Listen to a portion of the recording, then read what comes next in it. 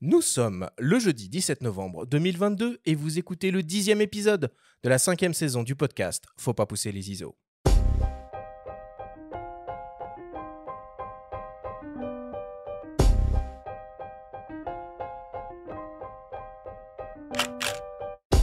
Bienvenue sur Faut pas pousser les ISO, le podcast hebdo pour tous les passionnés de photos et de vidéos. Je suis Arthur Azoulay et j'anime cette émission avec mon ami, le journaliste Benjamin Favier. Cette semaine, nous avons le plaisir de recevoir la photojournaliste Laurence Jay pour une grande émission au coin du feu. Avec elle, nous allons revenir sur son parcours, parler de son travail de photographe de guerre en Ukraine, dont elle revient tout juste de mission, mais aussi de la manière dont elle couvre les sujets nationaux. Cette émission est présentée par Canon et sa gamme EOS R, des hybrides aux performances inédites pour une créativité sans limite.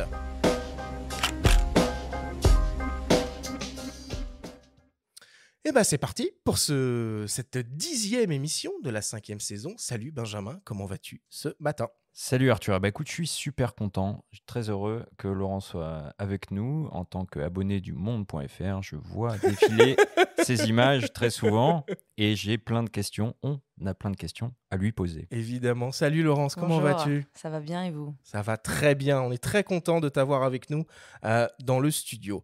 Peut-être avant de démarrer, on va quand même te présenter à nos auditeurs, pour ceux qui ne te connaîtraient pas encore. Alors Laurence, tu as commencé à travailler dans l'univers de la mode, après avoir été diplômée en commerce international. Ta vie professionnelle bascule suite à un voyage humanitaire aux Philippines. Tu décides alors de devenir journaliste en télévision dans un premier temps, avant de devenir photojournaliste. Pour la suite, on vous propose d'écouter le photojournaliste Patrick Chauvel, que nous avons contacté, et qui nous raconte de son point de vue tes débuts en tant que photoreporter. Je crois qu'elle faisait un stage dans une boîte de prod qui s'appelait Tac Press, qui appartient à monsieur Texero et qui fait des grands reportages pour la télévision. Donc, moi, j'étais là comme réalisateur. Je rentrais d'un reportage pour Tac Press et il y avait cette jeune fille blonde assise à un bureau qui, en fait, cherchait les reportages, arrangeait les coups, téléphonait à droite à gauche. Enfin, c'était son boulot d'assistante. Et elle avait un appareil photo de touriste éclairé sur son bureau. Et à un moment donné, elle m'a interpellé en me disant: vous êtes photographe, voilà. Et elle m'a demandé des conseils en fait sur son appareil et sur le métier. Donc j'ai découvert une jeune fille qui avait envie de passer à autre chose et qui voulait devenir photoreporter. Donc j'ai trouvé ça très chouette. Donc je lui ai donné des conseils. Après on est devenus potes. Donc on a été boire des coups ensemble dans Paris. Et puis en fait je l'ai amenée au 61. Où là, d'un seul coup, elle a rencontré toute la bande de fous furieux. Et donc, voilà, comme c'est une fille qui est curieuse et qui aime bien, qui a un bon rapport avec les gens, elle est devenue pote avec Rémi Ourdan et d'autres journalistes qui étaient là, quoi. C'était un peu l'endroit où on se retrouvait tous, au bar de Rémi.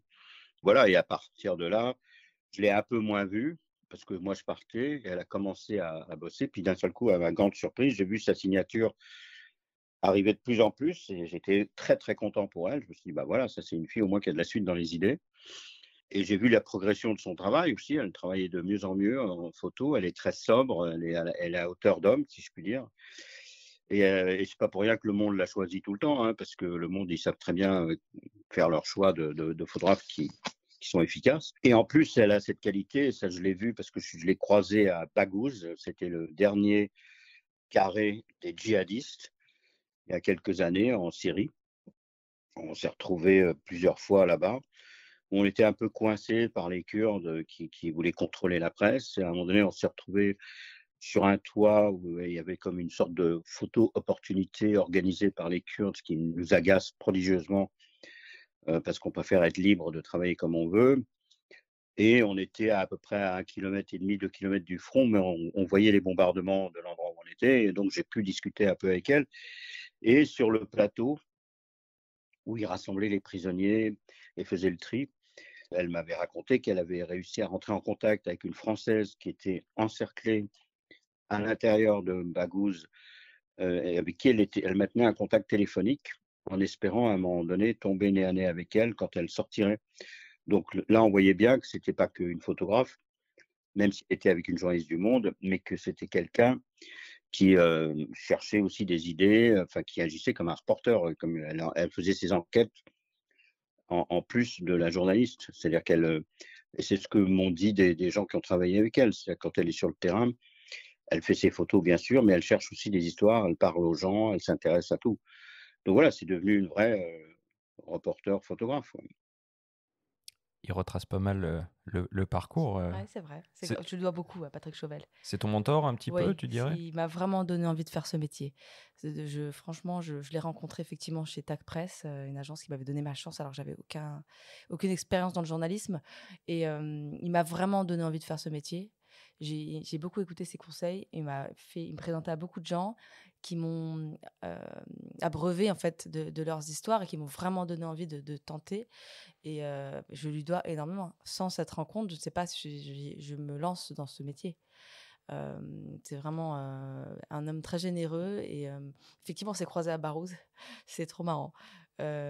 J'adore croiser Patrick sur le terrain. J'aurais aimé le croiser en Ukraine. Bon, on n'était pas dans les mêmes zones, mais c'est quelqu'un que j'admire énormément, dont la carrière me fascine. En tout cas, si tu le croises au 61 la prochaine fois, tu pourras lui demander un portrait de toi. C'est Il nous a quoi le confié. 61? C'est un bar créé par Rémi Ourdan, Ouais. grand reporter au Ah Monde, ouais qui est un mec extraordinaire, qui est souvent un bailleux, qui est une grande plume du Ouais. journal Le Monde, qui a fondé ce bar, qui est un petit peu un repère de grands reporters. Donc Mais Patrick faut qu'on aille Chauvel, faire une émission Jean là-bas. Hatzfeld. Ce serait trop Ah cool. bah, il y a souvent une actualité. D'ailleurs, il va y avoir une expo là sur l'Afghanistan. Non, c'est un endroit fantastique. Et donc, si tu y croises la prochaine fois Patrick, il nous a confié qu'il a un très beau portrait de toi Ah, de cette rencontre à Bagouze, Ah, apparemment, ou possible. Barousse, comme on dit. Barousse, ouais, Voilà. c'est marrant. Où tu ressembles à Brigitte Bardot, paraît-il. Ah. Voilà. D'accord. Mais Ok. j'ai un peu, je crois, saoulé tout le monde à Barousse parce qu'à un moment donné, et Patrick aussi, parce qu'en fait, j'avais une écharpe jaune et toutes les femmes qui sortaient de l'État islamique étaient en voile noir total. Donc en fait, on me voyait de loin, quoi. Donc je pense que j'ai gâché quelques photos sans faire exprès. Je m'excuse de tout cela. Alors, je reprends ta petite bio. Tu effectues tes premiers reportages en 2013. Centrafrique, Irak, Syrie, Israël, Palestine, Grèce. Des destinations où tu te rends à plusieurs reprises. Dès l'année suivante, tes photos sont projetées à Visa pour l'image. En 2016, ton reportage Au Trouble, effectué en Israël et en Palestine, fait l'objet d'une exposition au Festival international de photojournalisme. Basé à Paris, tu couvres également l'actualité nationale. Tu as notamment mené un travail au long cours sur les migrants, intitulé Welcome, en suivant les protagonistes depuis leur traversée de la mer Méditerranée jusqu'à leur quotidien en Europe. Tu as aussi effectué un travail important sur le lent et difficile retour à la vie des victimes des attentats du 13 novembre.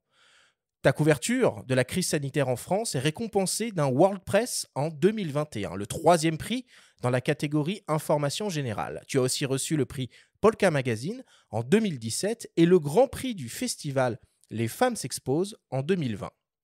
Tes images sont publiées dans la presse française et internationale, Le Monde, l'Obs, Paris Match, le JDD, Journal du Dimanche, La Vie, Marianne, Polka ou encore le Washington Post. Et cette année, tu as rejoint l'agence Myop. On écoute d'ailleurs le témoignage de Guillaume Binet, cofondateur de l'agence. On a la chance depuis à peu près 1 an d'avoir Laurence dans le groupe des photographes de Myop.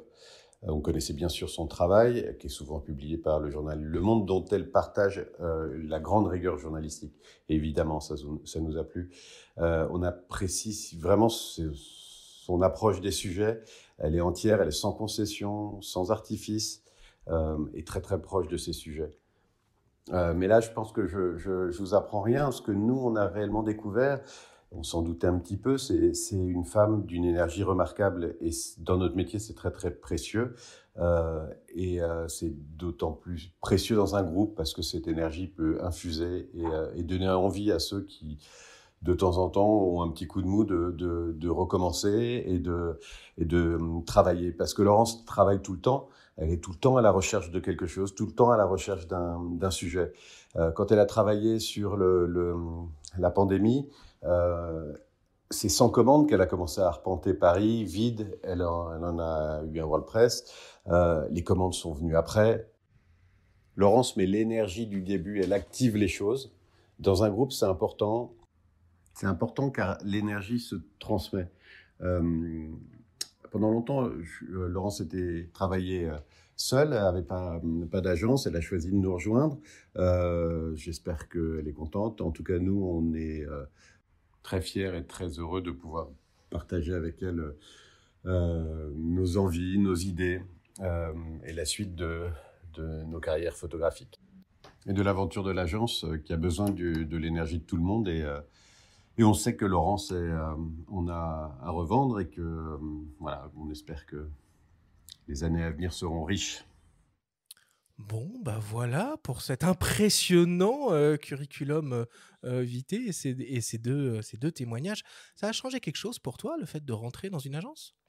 Il y a un côté très solitaire avant de rentrer dans une agence où on fait tout seul, en fait. Je trouve que l'agence, déjà, c'est des photographes que j'aime beaucoup, dont j'admirais la signature. Donc, j'étais très contente de rejoindre un collectif. Et il y a quelque chose que j'avais moins anticipé, c'est le côté d'avoir quelqu'un qui peut gérer pour nous les demandes de photos, d'interviews, d'expositions. Et c'est très, très, très pratique, ça. Et j'ai beaucoup de conseils, justement, donc d'Antoine et Colline qui gèrent l'agence et qui m'aident beaucoup, qui m'enlèvent aussi beaucoup de charge mentale, parfois à répondre aussi, du coup, à ma place, à certains... Parce que je ne peux pas toujours répondre. Et moi, les mails s'accumulent et en fait, je les zappe un peu. Parce qu'en fait, quand on est sur le terrain... Une maladie récurrente, Ouais, ça, c'est chez les photographe, photographes. Ouais, on s'accroche nous aussi pour vous joindre, vous autres reporters. Mais on y parvient. Et parmi les photographes donc de Myop, on peut citer notamment Alain Keller ou Pascal Maître, qu'on a déjà reçu à ces micros. Oui, très, très grand photographe. Et très bienveillant. Ils m'ont donné beaucoup de conseils aussi quand je suis rentrée à Myop, vraiment très sympa. Et il y a aussi un autre truc, c'est que quand on nous vole des photos, c'est eux qui gèrent ça. Vol des photos, tu veux dire, ou qu'on les publie à ton insu? Ça t'arrive souvent? Oui, ça m'arrive souvent, surtout l'Ukraine. Ça a été, mais en fait, moi, ça m'arrive, mais en fait, je fais pas de démarche, quoi. Je passe à autre chose. Eux, ils font des démarches et en fait, ça marche vraiment bien. C'est très rentable. Donc ça, c'est cool pour tout le monde aussi. Et, pour que nos droits aussi soient respectés, quoi. Bon, super. Alors, au cours de cette émission, nous entendrons également les témoignages du photojournaliste Patrick Chauvel qui va revenir, mais aussi de Dimitri Beck, le directeur de la photographie de Polka Magazine, de Nicolas Jiménez, chef du service photo au quotidien Le Monde, et de la photojournaliste Véronique de Viguerie. Voilà pour cette grande introduction de cette 10e émission. On attaque, comme d'habitude, avec le Flash Actu.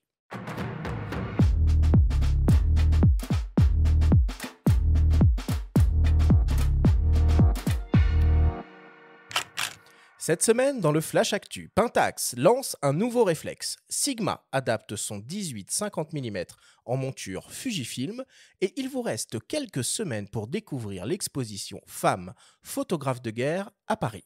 Le Flash Actu vous est présenté par Fox.fr, le site des spécialistes de l'image. Pentax lance un nouveau réflexe. Il s'agit du modèle KF, un boîtier destiné au grand public équipé d'un capteur APS-C de 24 millions de pixels sans filtre passe-bas associé au processeur d'image Prime M2 et capable de monter jusqu'à 102 400 ISO. Le capteur est stabilisé avec un gain annoncé jusqu'à 4,5 IL et permet la fonction Pixel Shift résolution pour réaliser des images avec une précision des couleurs extrême. Niveau AF, on retrouve le module Safox X avec 11 collimateurs dont 9 en croix avec une sensibilité de moins 3 IL. On retrouve aussi une fonction de simulation de filtre AA pour limiter le phénomène de moiré ainsi que l'astrotraceur pour la photographie astronomique. Le KF est équipé d'un viseur optique de type pentaprisme offrant une couverture de 100% du champ et un grossissement de 0,95 fois. On retrouve également un écran arrière orientable pour le Live View. L'appareil est protégé contre la poussière, l'humidité, avec pas moins de 100 joints d'étanchéité. Le nouveau Pentax KF sera disponible à la fin du mois et proposé nu au prix de 950 € ou en kit avec un 18-55 mm au prix de 1050 €. A noter que des éditions spéciales blanc cristal ou bleu cristal seront proposées nues au prix de 1000 €. Sigma officialise l'arrivée de son zoom APS-C, le 18-50 mm f2.8 DC-DN en monture Fujifilm X. L'objectif est composé de 13 lentilles réparties en 10 groupes avec 3 lentilles asphériques et un verre SLD. Il est très compact et léger, avec moins de 300 grammes sur la balance et une longueur de 7,45 cm. Il est équipé d'une motorisation autofocus pas à pas adaptée à la photo et la vidéo, compatible avec les modes de détection des yeux intégrés dans les boîtiers Fujifilm. Le Sigma 18-50 mm f2.8 DCDN en monture Fujifilm X sera disponible dès le mois de décembre et sera proposé au prix de 499 €. Et enfin, pour terminer, la ville de Paris propose jusqu'à la fin de l'année une exposition consacrée aux femmes photographes de guerre qui met à l'honneur le travail de 8 femmes photographes reconnues qui ont couvert 75 ans de conflits internationaux des années 30 aux guerres les plus récentes. Lee Miller, Gerda Taro, Catherine Leroy, Christine Spengler, Françoise de Milder, Suzanne Meiselas, Caroline Cole et Anna Niedringhaus. À l'aide d'une centaine de documents, plus de 80 photographies ainsi qu'une douzaine de journaux et de magazines originaux, l'exposition met en évidence l'implication des femmes dans tous les conflits, qu'elles soient combattantes, victimes ou témoins. L'exposition Femmes photographes de guerre est à retrouver jusqu'au 31 décembre au Musée de la Libération de Paris, Musée du Général Leclerc et Musée Jean Moulin aux 4 avenue du Colonel Henri Roltanguy dans le 14e arrondissement.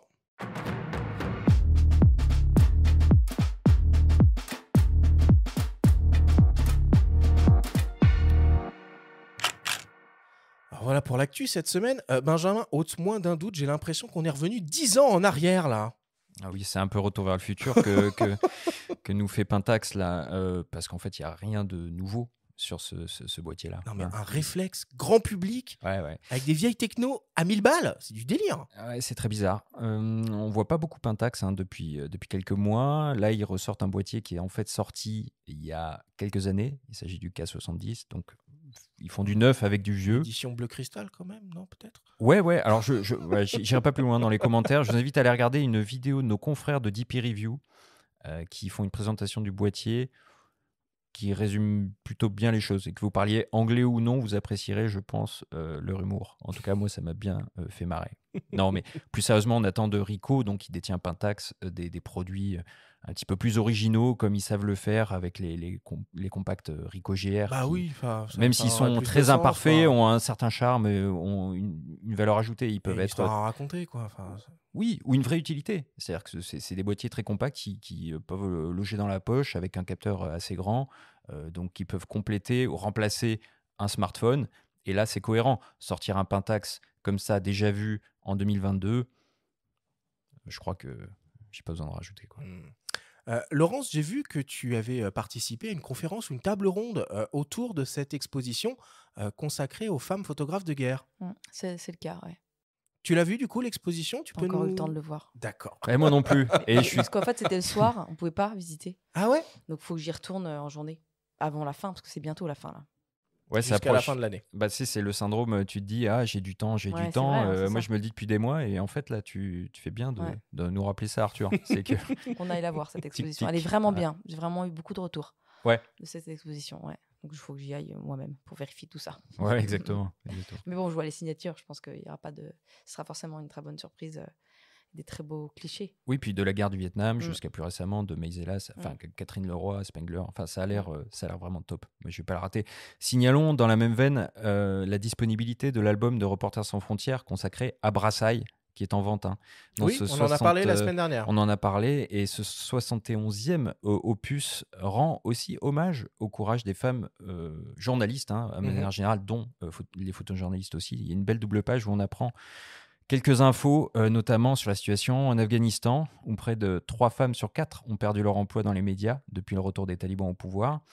Au Mexique, où 14 journalistes, dont une femme, ont été tués, ou encore en Palestine, destination qui t'est chère, je crois, qui te tient à cœur, où on a déploré la mort de Shirin Abu Akleh le 11 mai dernier, et ce qui a suscité une très vive émotion jusqu'à la Maison-Blanche à Washington. J'imagine que ça a dû te toucher aussi, ça. Surtout que j'ai découvert beaucoup ce conflit. Donc, je sais comment ils travaillent des deux côtés, et je sais que c'est vraiment très grave ce qui s'est passé. Oui, on a parlé tout à l'heure de ton travail eau forte que tu as mené là-bas. Au trouble, sur le partage de l'eau inégale. C'était un peu hors actu, parce que sinon j'avais couvert pas mal d'opérations militaires de guerre là-bas, notamment à Gaza. Mais j'avais fait effectivement un travail assez long sur le partage de l'eau inéquitable entre Israël, Palestine et la Cisjordanie en fait et la bande de Gaza, quoi. Bon, on va conclure le Flash Actu là-dessus. On continue. Benjamin, c'est le moment de ta story, de ta chronique hebdomadaire. Alors cette semaine, tu nous proposes une rencontre avec une jeune chercheuse qui mène une thèse autour des images JPEG et qui a créé un algorithme permettant de débusquer les photomontages. La story vous est présentée par MPB, la première plateforme mondiale d'achat, de vente et d'échange de kits photos et vidéos d'occasion.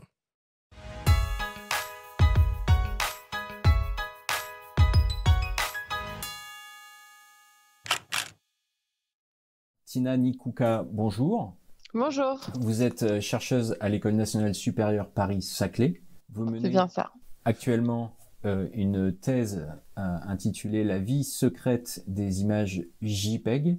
En quoi consiste ce travail de recherche? Alors, mon travail de recherche consiste à créer des algorithmes, donc des outils qui sont capables, qui tentent de détecter les falsifications dans les images. On travaille avec la police scientifique et technique, mais aussi avec les journalistes, et plus particulièrement avec l'AFP, qui a besoin de ces outils, surtout pour les fact-checkers, donc pour vérifier si une image a été truquée ou non.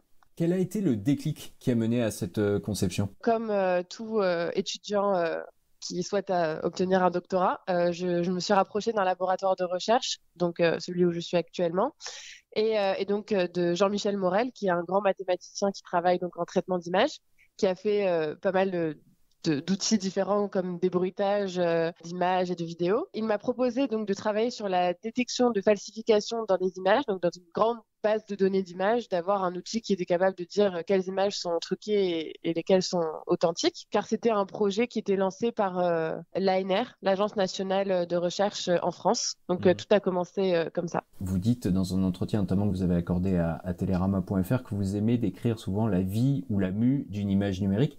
Comment est-ce qu'on pourrait concrètement décrire un petit peu la manière dont fonctionne cet algorithme? Alors oui, j'aime beaucoup parler, mais à n'importe quel public, de la vie d'une image numérique, parce que déjà, le grand public, dès la primaire, je pense, primaire, collège, lycée, on est habitué à prendre des photos avec notre téléphone portable, ou vrai appareil, pour ceux qui ont la chance d'en avoir un, sauf qu'ils ne se rendent pas forcément compte qu'une image, c'est pas parce que instantanément on la voit sur l'écran que c'est vraiment ce qui a été directement capté par l'outil ou le capteur. Et donc ils savent pas tout ce qui se passe entre le moment où donc la lumière rentre dans l'objectif et arrive sur le capteur jusqu'au moment où l'aperçu qu'on voit sur l'écran ou même l'image finale qu'on peut avoir sur l'ordinateur. Et ça, c'est des mathématiques et de l'informatique. Donc c'est pour ça que j'adore préciser ça auprès des lycéens, surtout qui cherchent leur orientation, pour ne pas qu'ils abandonnent peut-être les mathématiques trop tôt. Et donc la vie d'une image numérique, c'est donc une suite d'opérations mathématiques qui est appliquée à chacun des pixels de l'image pour former l'image, donc pour passer de quelque chose qui n'est pas joli, qui n'est pas esthétique, qui n'est même pas coloré au départ, à des vraies couleurs, puis quelque chose de plus joli, quelque chose de corrigé. Si par exemple l'objectif a des défauts, on a des algorithmes qui sont capables de corriger ces défauts, pour ensuite stocker l'image sous par exemple donc format JPEG, ce qui est le sujet de ma thèse, c'est de savoir comment a été stockée une image, c'est-à-dire avec quels paramètres, et ensuite de savoir si localement dans l'image on a des anomalies de cette compression-là pour en détecter donc des falsifications. Au-delà de la nécessité de développer ce type d'outils, et pour arriver à développer ce type d'outils, est-ce qu'on n'a pas failli quelque part? Alors moi je trouve qu'encore plus c'est important d'avoir ce genre d'outils parce que ça permet d'expliquer comment est créée une image, parce que tant qu'on a l'impression que tout va bien sur un sujet, on ne le creuse pas forcément, et donc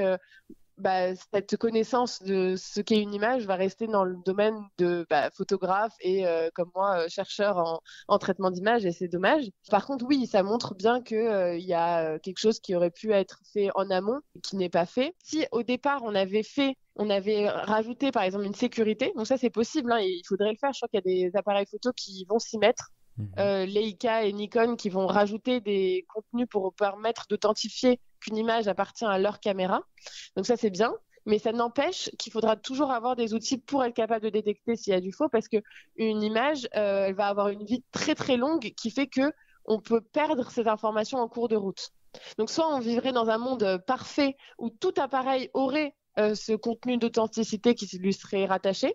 Et donc, peu importe, donc tout serait très robuste. Donc, peu importe l'image que vous regardez, vous savez à quel appareil il appartient, même pas à quelle marque d'appareil, mais à quel appareil. Donc, ils seraient tous comme des armes, en fait. Ils seraient tous enregistrés quelque part, comme la balistique des armes à feu. Et si on veut pas arriver à ça, donc si on veut, je sais pas, un peu d'anonymat quand on poste une image sur un réseau ou autre, il faut qu'on ait des outils pour savoir ce qui est vrai ou non, sans avoir à remonter à la personne qui l'a posté. Vous êtes photographe, faites des photographies de votre chien, notamment pour dans le cadre de vos recherches, pour avoir des images brutes aussi, des données brutes pour les analyser et les travailler.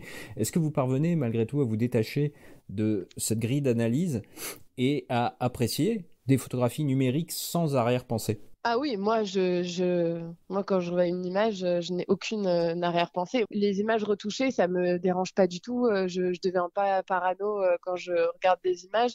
Mon outil, je suis ravie quand ça marche sur des images que je vois sur Twitter, etc. Mais je sais que ça va jamais empêcher les gens de créer du faux ou même de mentir ou quoi que ce soit. Donc c'est pas le but. Le but, c'est vraiment de montrer qu'il existe des outils.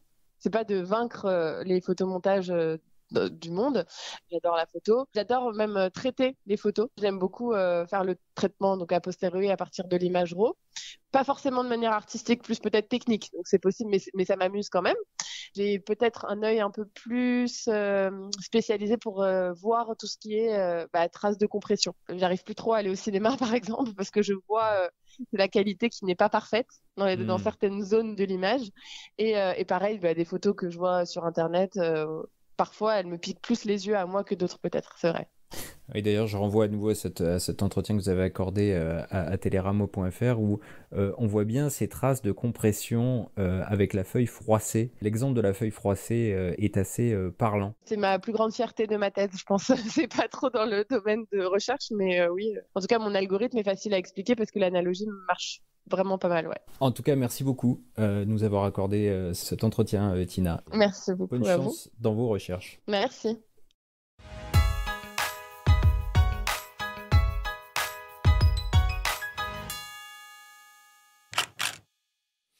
Bon, c'est un sujet passionnant. Je pense qu'on pourrait y rattacher beaucoup de thématiques dans l'avenir, notamment, je pense, au niveau de la blockchain et des choses comme ça qui permettraient de faire de la traçabilité d'images. En fait, à qui ça se destine ce type de technologie? En premier, ça se destine à des agences, puisque Tina bosse avec notamment l'AFP, qu'elle a cité. Mais elle vise le grand public. Et le but de cet algorithme, c'est aussi un outil d'éducation à l'image et à l'analyse d'une image, c'est savoir détecter ce qui est vrai de ce qui est faux. Tout est parti en fait d'une vidéo qui était diffusée sur Twitter aux États-Unis. On voyait une jeune lycéenne qui avait réchappé d'un massacre, en fait, déchirer un papier, déchirer la Constitution américaine. En fait, Tina, en voyant cette séquence, a eu un doute. Elle a fait fonctionner son algorithme sur cette séquence-là, vidéo, et elle s'est aperçue qu'en fait, on s'est aperçu que ce n'était pas la Constitution américaine qui était déchirée, mais une cible de stand de tir, en fait. Donc c'était une fake news, en fait. C'était simplement ça. Donc tout est parti de là. Et ce qu'elle veut faire avec son algorithme, qui est mis à disposition du grand public, on mettra des liens sur notre site, il y a weverify.eu, où on peut suivre toute l'évolution de leur recherche sur ipol.im, ipol.im. Vous pouvez utiliser les images qui sont proposées sur le site ou charger vos propres images et vous verrez, en appliquant cet algorithme, les contours d'une éventuelle retouche, en fait. Qu'il s'agisse d'ajout de bruit, qu'il s'agisse d'un floutage excessif ou d'un ajout, en fait, tout ça apparaît sous une forme assez flagrante, en fait. Ok. Ouais. Laurence, tu as connaissance d'outils de ce genre au monde? Au monde, non, je ne sais pas. Peut-être qu'ils connaissent, je n'ai pas la moindre idée. En tout cas, c'est très utile pour vérifier la véracité d'une photo et d'une information. Ah oui, c'est même, je pense, nécessaire. Bon, on avait beaucoup parlé ici de l'épisode Bendixen, qui avait secoué Visa pour l'image et froissé Jean-François Leroy. On est revenu avec lui là-dessus en septembre, il n'a toujours pas digéré, et on le comprend. Mais peut-être que ce type d'outil servirait aux équipes de Visa, puisque c'est assez facile à utiliser, pour ne pas se faire avoir même par les plus grands photographes. Parce que finalement, le doute est partout. Toi, est-ce que tu te dis d'ailleurs, est-ce que tu pars du principe qu'il faut douter de tout? Il faut vérifier les informations qu'on reçoit, ça c'est certain. Pour certains prix, on doit envoyer les RAW, le brut des images. Exactement, ouais. Ils vérifient si on a trop retouché ou si on a... En fait, c'est pas qu'on a trop retouché, si on a enlevé un élément d'une image, comme on peut faire sur Photoshop, les personnes peuvent être disqualifiées, par exemple.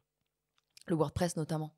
On doit envoyer des RAW parce qu'ils ont eu des précédents. Il y a un historique au WordPress aussi, avec une série de photos prises en Belgique à Charleroi qui était trafiquée, mais on l'a su bien après. Ou c'était plus une question de mise en scène. Mise en scène, alors, c'était de la mise en scène, c'est encore autre chose. Ça, c'est encore autre chose, mais de toute façon, il faut vérifier ces informations. Le Monde a un service, les décodeurs, qui vérifient les informations et qui traquent aussi les fake news, comme AFP, comme presque tous les grands sites. Check News aussi sur Libération, je crois. Après, est-ce qu'ils utilisent cet outil? Je ne sais pas. À l'AFP, vous avez dit que oui. Bon, les autres, je ne sais pas. Non, les décodeurs, apparemment, donc oui, ça a été créé en 2014, effectivement, sur le monde.fr. Et eux, ce qu'ils vérifient, c'est principalement les déclarations de personnalités et d'organismes publics et les rumeurs qui circulent en ligne. Pas spécifiquement les images, en fait. Oui, bien donc, sûr. Les photos, on sent, mais c'est quand même étonnant, hein, finalement. C'est compliqué parce que on peut tout dire à une photo. Moi, j'ai eu des photos qu'on m'a du coup volées ou prises et avec une légende qui est aberrante. Une photo prise en France prise en Irak, pardon, qui est indiquée avoir été prise en France. Bon, c'est très grave ça. Ça, il n'y a pas de retouche photo ou quoi. C'est juste l'information on m'a volé une photo, on a mis une autre légende. Ça, c'est aussi un autre risque. C'est pour ça qu'il faut se fier quand même aux sites presque qui ont pignon sur rue, enfin Le Monde ou aux grands journaux. Moi, mes sources d'information, c'est principalement ça. Et bien sûr, mes contacts personnels dans les zones où j'ai besoin d'avoir des informations. Et toi, du coup, en termes de post-production et de retouche, tu te permets quoi et qu'est-ce que tu te permets pas? Pas grand-chose. Je suis pas une pro de la retouche. Très honnêtement, j'y travaille. On m'a même dit de plus y aller. Mais j'y arrive. En fait, il y a un truc, je bloque quand ça ne ressemble pas à ce que je vois en vrai. D'accord. Et il y a plein de photographes qui ont une très belle signature au niveau de la retouche, c'est magnifique, mais c'est des zones parfois où j'étais aussi au même moment et en fait je reconnais pas l'endroit. En fait, ça m'énerve un peu. J'arrive pas à franchir ce cap. Et je pense que peut-être que je devrais pousser un peu plus, mais je n'ai pas encore le talent pour ça. Et je ne sais pas faire disparaître quelque chose d'une photo, par exemple. Je suis sur Photoshop, moi j'utilise plutôt Lightroom. Enfin, je sais pas. Disons que je pense que je pourrais essayer de le faire, mais je n'arriverai pas à le faire. Enfin, ça se verrait. Enfin, moi, je suis vraiment dans l'information. Enfin, l'image doit ressembler à ce que j'ai vu avec mes yeux. Okay. Et donc. C'est pour ça que tu choisis la couleur principalement. Ouais, je vois son couleur. Mais le noir et blanc, c'est plus pour petite personnelle que j'en fais de temps en temps. Mais je ne travaille pas en noir et blanc. Je travaille en couleur parce que ça ressemble à ce que j'ai vu. Mais c'est intéressant, oui, ce que tu dis, parce que même, par exemple, la bataille de Mossoul, tu étais certainement comme beaucoup de photojournalistes. C'est là dont je parlais, justement. Moi, je me souviens du parti pris d'un photographe danois, Jan Graup, qui est un gars absolument extraordinaire et qui avait pris le parti de faire des panoramiques noir et blanc sur toute la bataille presque. Donc son travail ressortait forcément. Après, c'est une manière d'édulcorer un petit peu une certaine on peut faire, perception. surtout avec la lumière, il faut quand même le dire. La lumière à Mossoul, à la bataille de Mossoul en juillet, elle était dure, très très très dure. Donc là, c'est sûr que le noir et blanc, je sais que c'est une vraie pensée, mais parfois ça peut aider aussi dans les zones où c'est cramé, même en Ukraine. Là, c'était parfois compliqué. Bon, moi, de toute façon, j'ai une signature colorée. On m'appelle aussi parce que je fais de la photographie, comment dire, de news comme aussi, on dit. Notamment là pour l'Ukraine, c'était quand même du news que j'ai fait pour le journal Le Monde, mais pas pour ma retouche, quoi. En tout cas, j'ai pas encore cette signature-là. J'essaye de chercher, mais je change d'avis tellement souvent que je n'arrive pas à trouver ma signature propre, même si j'y travaille. C'est laborieux pour moi, la retouche. Je pense qu'il faudrait que je fasse une formation, en vrai. Ça y est, honnête. Okay. Merci, Benjamin, pour cette story, une fois de plus passionnante. On fait une petite pause, une petite respiration avant d'attaquer donc cette grande discussion au coin du feu, même si on a déjà un petit peu commencé, avec la photographe Laurence Jay. Vous êtes passionné de photographie et vous ne voulez travailler qu'avec les meilleurs équipements? Les objectifs RF et RFS sont l'avenir de la photo et de la vidéo. Ils offrent une qualité et un fonctionnement supérieur grâce à une technologie exceptionnelle. Profitez d'une offre exclusive de remboursement pouvant aller jusqu'à 1 000 € pour tout achat sur une sélection d'objectifs RF Canon. Valable jusqu'au 31 décembre 2022, c'est l'occasion ou jamais. Alors, dépêchez-vous. Pour connaître la liste des produits éligibles et profiter de cette offre, rendez-vous sur le site canon.fr/hiver 2022. Nous sommes de retour avec la photographe Laurence Jay pour une grande émission au coin du feu. Alors évidemment, l'actualité brûlante qui cristallise l'attention au niveau international, c'est la guerre en Ukraine. Nous allons évoquer en détail la manière dont tu couvres ce conflit, car depuis le début de l'invasion russe, le 24 février dernier, tu te rends régulièrement sur place en commande pour le journal Le Monde. Nicolas Jiménez, chef du service photo du quotidien, nous explique pourquoi ils te font confiance et comment se déroulent les échanges lorsque tu es sur le terrain. On l'écoute.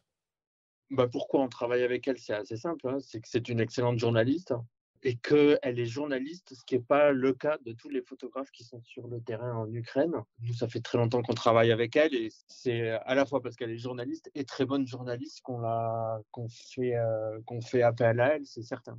Un journal quotidien, c'est pas exactement comme un magazine où on part faire un sujet et à une publication au bout d'une semaine ou deux en une fois. Là, tous les jours, ils doivent produire du contenu pour raconter une situation, ne pas se répéter, aller chercher des éléments nouveaux, enquêter, savoir ce qui est le plus juste par rapport à la réalité du terrain. Tout ça, c'est un travail qui est nécessaire, qu'ils font avec le rédacteur, hein, mais que le rédacteur fait de son côté, le photographe ou la photographe fait ça de l'autre. Et ensuite, souvent, il y a une discussion qui s'opère entre eux et puis entre la photographe, entre Laurence et nous. C'est assez souvent qu'on a des discussions après l'envoi sur pourquoi il est plus pertinent de montrer ça aujourd'hui et pas une autre situation. Pourquoi telle photo qui pourrait paraître anecdotique depuis Paris est hyper importante par rapport à la situation, même si c'est pas la meilleure. Il y a une vraie discussion journalistique qui s'opère, qui est moins une discussion photographique. Souvent, Laurence, elle peut nous contacter en nous disant cette photo, elle est peut-être moins bonne photographiquement que les autres, mais l'information est hyper importante. L'information contenue dans cette image est hyper importante. C'est ça, être un bon journaliste. Nous, on a confiance en son jugement. On travaille avec elle depuis longtemps maintenant, donc on se comprend. Elle sait ce que c'est de travailler pour un quotidien. Elle connaît l'exigence qu'on a sur la description de ce qu'elle voit, de nous donner toutes les informations pour qu'on puisse choisir, nous, quelles informations sont les plus pertinentes à donner au lecteur. C'est vraiment tout ça qui fait la différence. Encore un témoignage plutôt élogieux. Adorable. Depuis combien de temps tu bosses pour Le Monde ? J'ai une première grosse commande pour eux, c'était à Kobané, je crois. Non, pas du tout, en Irak, les Yézidis, je me rappelle, en 2015, je crois. Non, fin 2014, okay. Avec Annick Cogent. C'était ma première grosse commande pour eux. J'avais fait une journée en Centrafrique, un portrait, mais c'était mes tout débuts, quoi. C'est mes tout débuts et c'est par la suite que j'ai commencé à bosser pour eux, 2015, fin 2015. Ok, du coup, maintenant, c'est... Non, 2014, pardon, excuse-moi. Fin 2014. Ok. Et du coup, Le Monde, maintenant, c'est ton employeur principal ? Enfin, je ne sais pas si on pourrait dire ça comme ça ? J'ai plusieurs... Oui, alors, ces derniers temps, avec la guerre en Ukraine, oui, c'est devenu mon employeur principal. Ça fait longtemps que je bosse très, très régulièrement pour eux. J'ai d'autres journaux ou magazines avec qui je travaille, notamment Paris Match. Mais Le Monde, c'est vrai que vu que je bosse aussi pour eux en France, ça fait que quand je suis en France, je travaille pour eux. Là, j'ai fini un sujet la semaine dernière. Et que quand il y a un conflit dans les zones que je connais, notamment l'Irak, la Syrie, souvent ils m'envoient ou parfois je propose des sujets. C'est vrai que je propose d'abord au Monde. Quand j'ai une info, un contact, un truc, ça reste mon journal prioritaire. Ça doit procurer un certain confort de bosser pour un titre comme ça, aussi prestigieux, non, sur le terrain. Enfin, qu'est-ce que ça change concrètement sur le terrain de bosser pour sur les terrains comme l'Ukraine, déjà, bon, il y a des moyens que Le Monde déploie, notamment financiers, pour nous envoyer, nous les photographes. Ils envoient quand même beaucoup d'équipes sur le terrain. Il y a une logistique qui est solide. C'est vrai que c'est agréable de partir...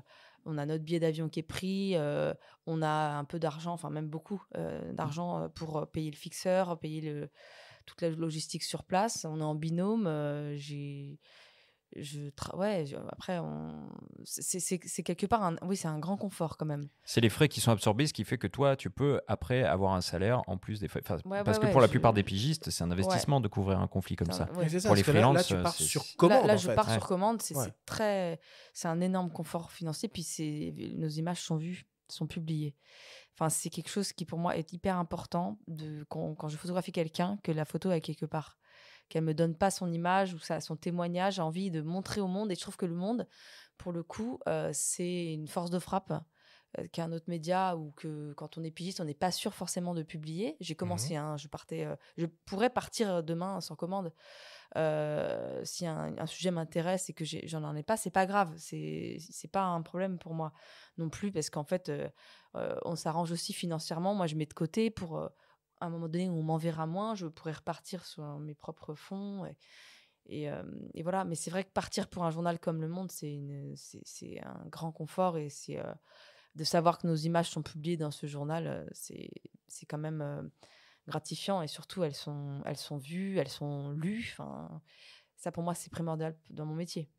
Et dans le témoignage qu'il nous a accordé, Nicolas Jiménez, il souligne tes compétences journalistiques avant même de parler de photographie. Finalement, c'est comme ça que toi tu l'envisages, le métier de photojournaliste, c'est d'abord être journaliste. Moi, je suis d'abord journaliste avant d'être photographe. La photo, c'est comment dire, c'était j'avais pas de sensibilité à la photo particulière.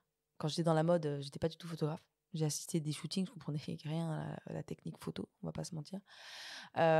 C'est mon moyen à moi, parce que j'aime l'image fixe qui raconte une information et qui reste dans la tête. Et je trouve que les images traversent l'histoire. Peut-être plus qu'un autre média, peut-être Oui, plus tu aurais qu'un pu aller vers la texte. vidéo si tu viens de la J'aurais télé. pu aller vers la vidéo, mais je trouve que je pourrais. D'ailleurs, je l'ai fait un peu et je pense que j'y reviendrai peut-être plus tard. Mais je trouve que l'image reste en tête, et j'aime bien faire réagir par une photo. Et vu que moi, ça marche sur moi, je pense que ça peut marcher sur d'autres. Je pense que l'image fixe parle à beaucoup, beaucoup plus de gens. Ils sont peut-être plus sensibles, ils vont peut-être pas lire un texte, ils vont peut-être pas prendre le temps. Et une photo, parfois on me parle de photos, des gens que je connais pas forcément très bien, que je croise dans des festivals. On me parle d'une photo que j'ai prise, qui les a marqués, que ce soit les prisonniers de Daesh en Syrie, ou ce genre de choses. Et je trouve que du coup, ça fonctionne, quoi. C'est mon moyen à moi, mais je suis vraiment journaliste pour le coup. Alors après, j'ai appris le cadrage sur le terrain. J'ai appris à faire en sorte que l'image reste dans votre tête et dans la mienne. Et après, c'est des techniques que j'ai appris, enfin, avec l'expérience. Alors du coup, vis-à-vis de l'Ukraine, donc tu y es déjà allé plusieurs fois hein, depuis le début du conflit. Tu dois être donc une grande experte pour voilà, analyser les situations, les hiérarchiser, choisir de quoi il faut parler. Est-ce que tu pourrais peut-être essayer de nous expliquer un peu les tenants et les aboutissants de ce conflit et où on en est à l'heure actuelle?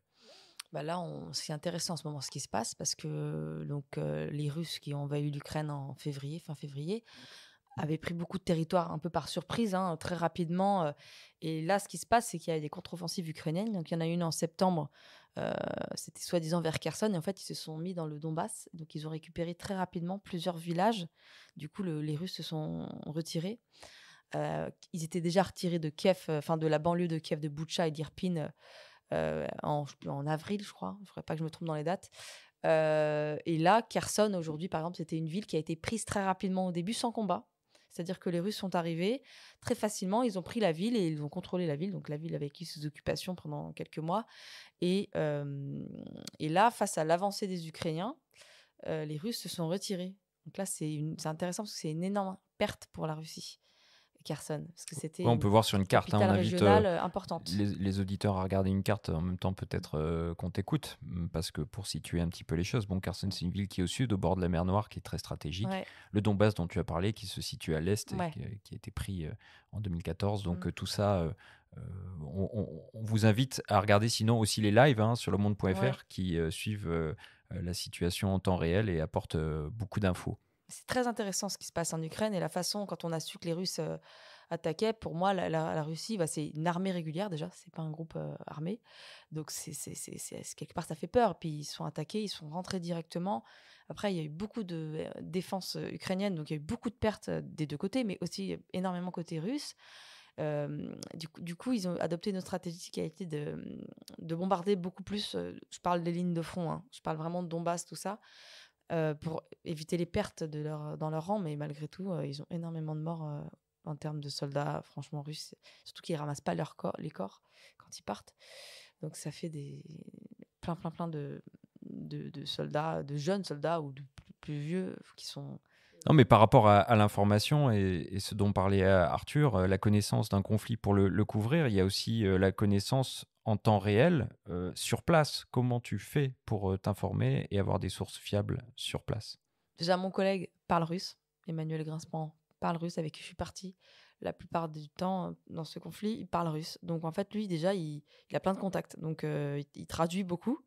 Il nous aide beaucoup à comprendre un petit peu où est-ce que sont les Russes et tout. Il traduit même Twitter, enfin, il traduit tout. Et on a des cartes. Il y a des applications, des cartes qui racontent un peu au quotidien l'avancée et la reculade des groupes, quoi.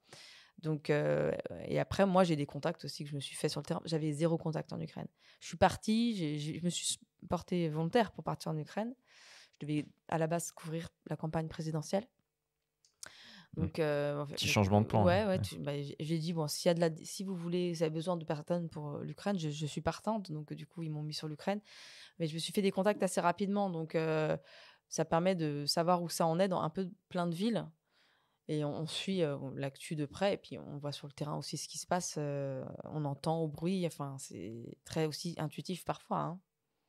Et avec l'expérience que tu as, tu dirais que ce conflit en Ukraine, il est un peu particulier ou finalement il ressemble à un autre conflit que tu aurais pu expérimenter, si je puis dire? Il est particulier. C'est 2 armées régulières déjà. Est-ce que peut-être tu peux Des armées expliquer ce que régulières, c'est une armée régulière? Ouais. c'est l'armée du national, quoi, les Ukrainiens et donc l'armée russe. J'ai beaucoup couvert de conflits, c'était pas des armées régulières. Bon, si, en Irak, c'était l'armée irakienne avec la coalition, mais en face, c'était un groupe, c'était Daesh. Donc c'est encore autre chose, c'est pas les mêmes armes. En termes de danger, c'est très dangereux Daesh, hein, évidemment, il y a des mines partout, enfin, c'était des mortiers. Mais là, la Russie, c'est des armes, il y a aussi des armes de longue portée. Donc il y a de l'aérien, donc des bombardements, mais il y a aussi de l'anti-aérien. Donc c'est des bruits différents, même si c'est impressionnant, hein, quand on est sur le front et quand on est même à 30 km du front. C'est d'autres armes. Enfin, on commence à connaître maintenant vraiment. Là, si on est à 30 bornes du front, on risque d'avoir des missiles de croisière de moyenne portée. Donc, du coup, on entend au bruit le départ, l'arrivée. C'est une autre gymnastique de l'ouïe, quelque part. Après, oui, c'est un conflit. Il ne ressemble pas aux autres, mais en même temps, les guerres se ressemblent quand même toutes, quoi. Il y a des... Enfin, je sais pas comment expliquer, quoi. Là, quand j'étais dans le Donbass en mars-avril, c'était la Russie qui attaquait. Il n'y avait pas la contre-offensive encore. Donc, c'est un risque qui est encore différent. C'est-à-dire qu'on est quand même sous une pluie d'obus, quoi. Il faut faire attention. C'est un autre risque. Et le danger de l'aérien, personnellement, j'ai toujours eu des grandes craintes de ce danger-là. Et je trouve que il est peut-être parfois de grande intensité quand on est proche vraiment de la ligne de front, quoi. Il faut se cacher, en fait. Faut attendre que ça passe un peu dans une cave. Oui, mais même Kiev est bombardé d'ailleurs. Même Kiev est bombardé. De temps en temps. C'est vrai que quand j'y suis allée, mon dernier voyage, le premier jour où on arrive à Kiev, le matin, une frappe de Russes près de l'hôtel. Donc, au début, en plus, j'ai pas... Il y a une sirène, mais une sirène, on est tellement habitué à sirène, on va pas s'abriter. On n'a pas, j'ai pas le réflexe de m'abriter parce que moi, il faut que je fasse des photos. Et puis en vrai, je dormais. Je me suis réveillée, je me suis dit, oh bon, je me lève pas. Bon, je me suis pas levée, il était très tôt. Et ensuite, j'ai entendu des explosions. Mais je me suis dit, vu le bruit, je pensais que c'était de l'anti-aérien, c'était les Ukrainiens qui tiraient. En fait, je suis quand même descendue au petit-déj et en fait, là, j'ai vu la vitre vibrer vraiment. Donc là, je savais que c'était une frappe. Donc donc, du coup, je suis partie photographier les lieux bombardés qui étaient vraiment proches de notre hôtel. Ouais, ça, c'est vrai, mais j'ai du mal à me sentir en danger. C'est un peu particulier. C'est comme si c'était autour de moi, que je me sentais pas visée. Je peux travailler du coup sans problème. Mais effectivement, même Kiev est bombardé. Mais Kiev est une grande ville. Donc, je me dis quand même, ça tombe... j'ai toujours cette Ouais, la de me dire probabilité oui, que c'est ça. machin, ouais. Je faisais ça aussi en Syrie. Bon, la probabilité qu'entre un bombardement et en fait, on s'est pris un bombardement, quoi. Donc, Oui, c'est pas comme si la ville était assiégée, comme Sarajevo ouais, à l'époque où la ville était ouais. cernée, bombardée, mais Mm. c'est un autre type de. Après, c'est des grandes frappes quand même, mais c'est pas encore au niveau de la Syrie, c'est-à-dire qu'il n'y avait pas du tout d'antiaérien en Syrie, donc les grandes villes étaient complètement détruites, quoi. Alors, lorsque tu pars en commande pour le journal Le Monde en Ukraine, tu travailles pas seul. Tu évolues souvent en binôme avec un rédacteur.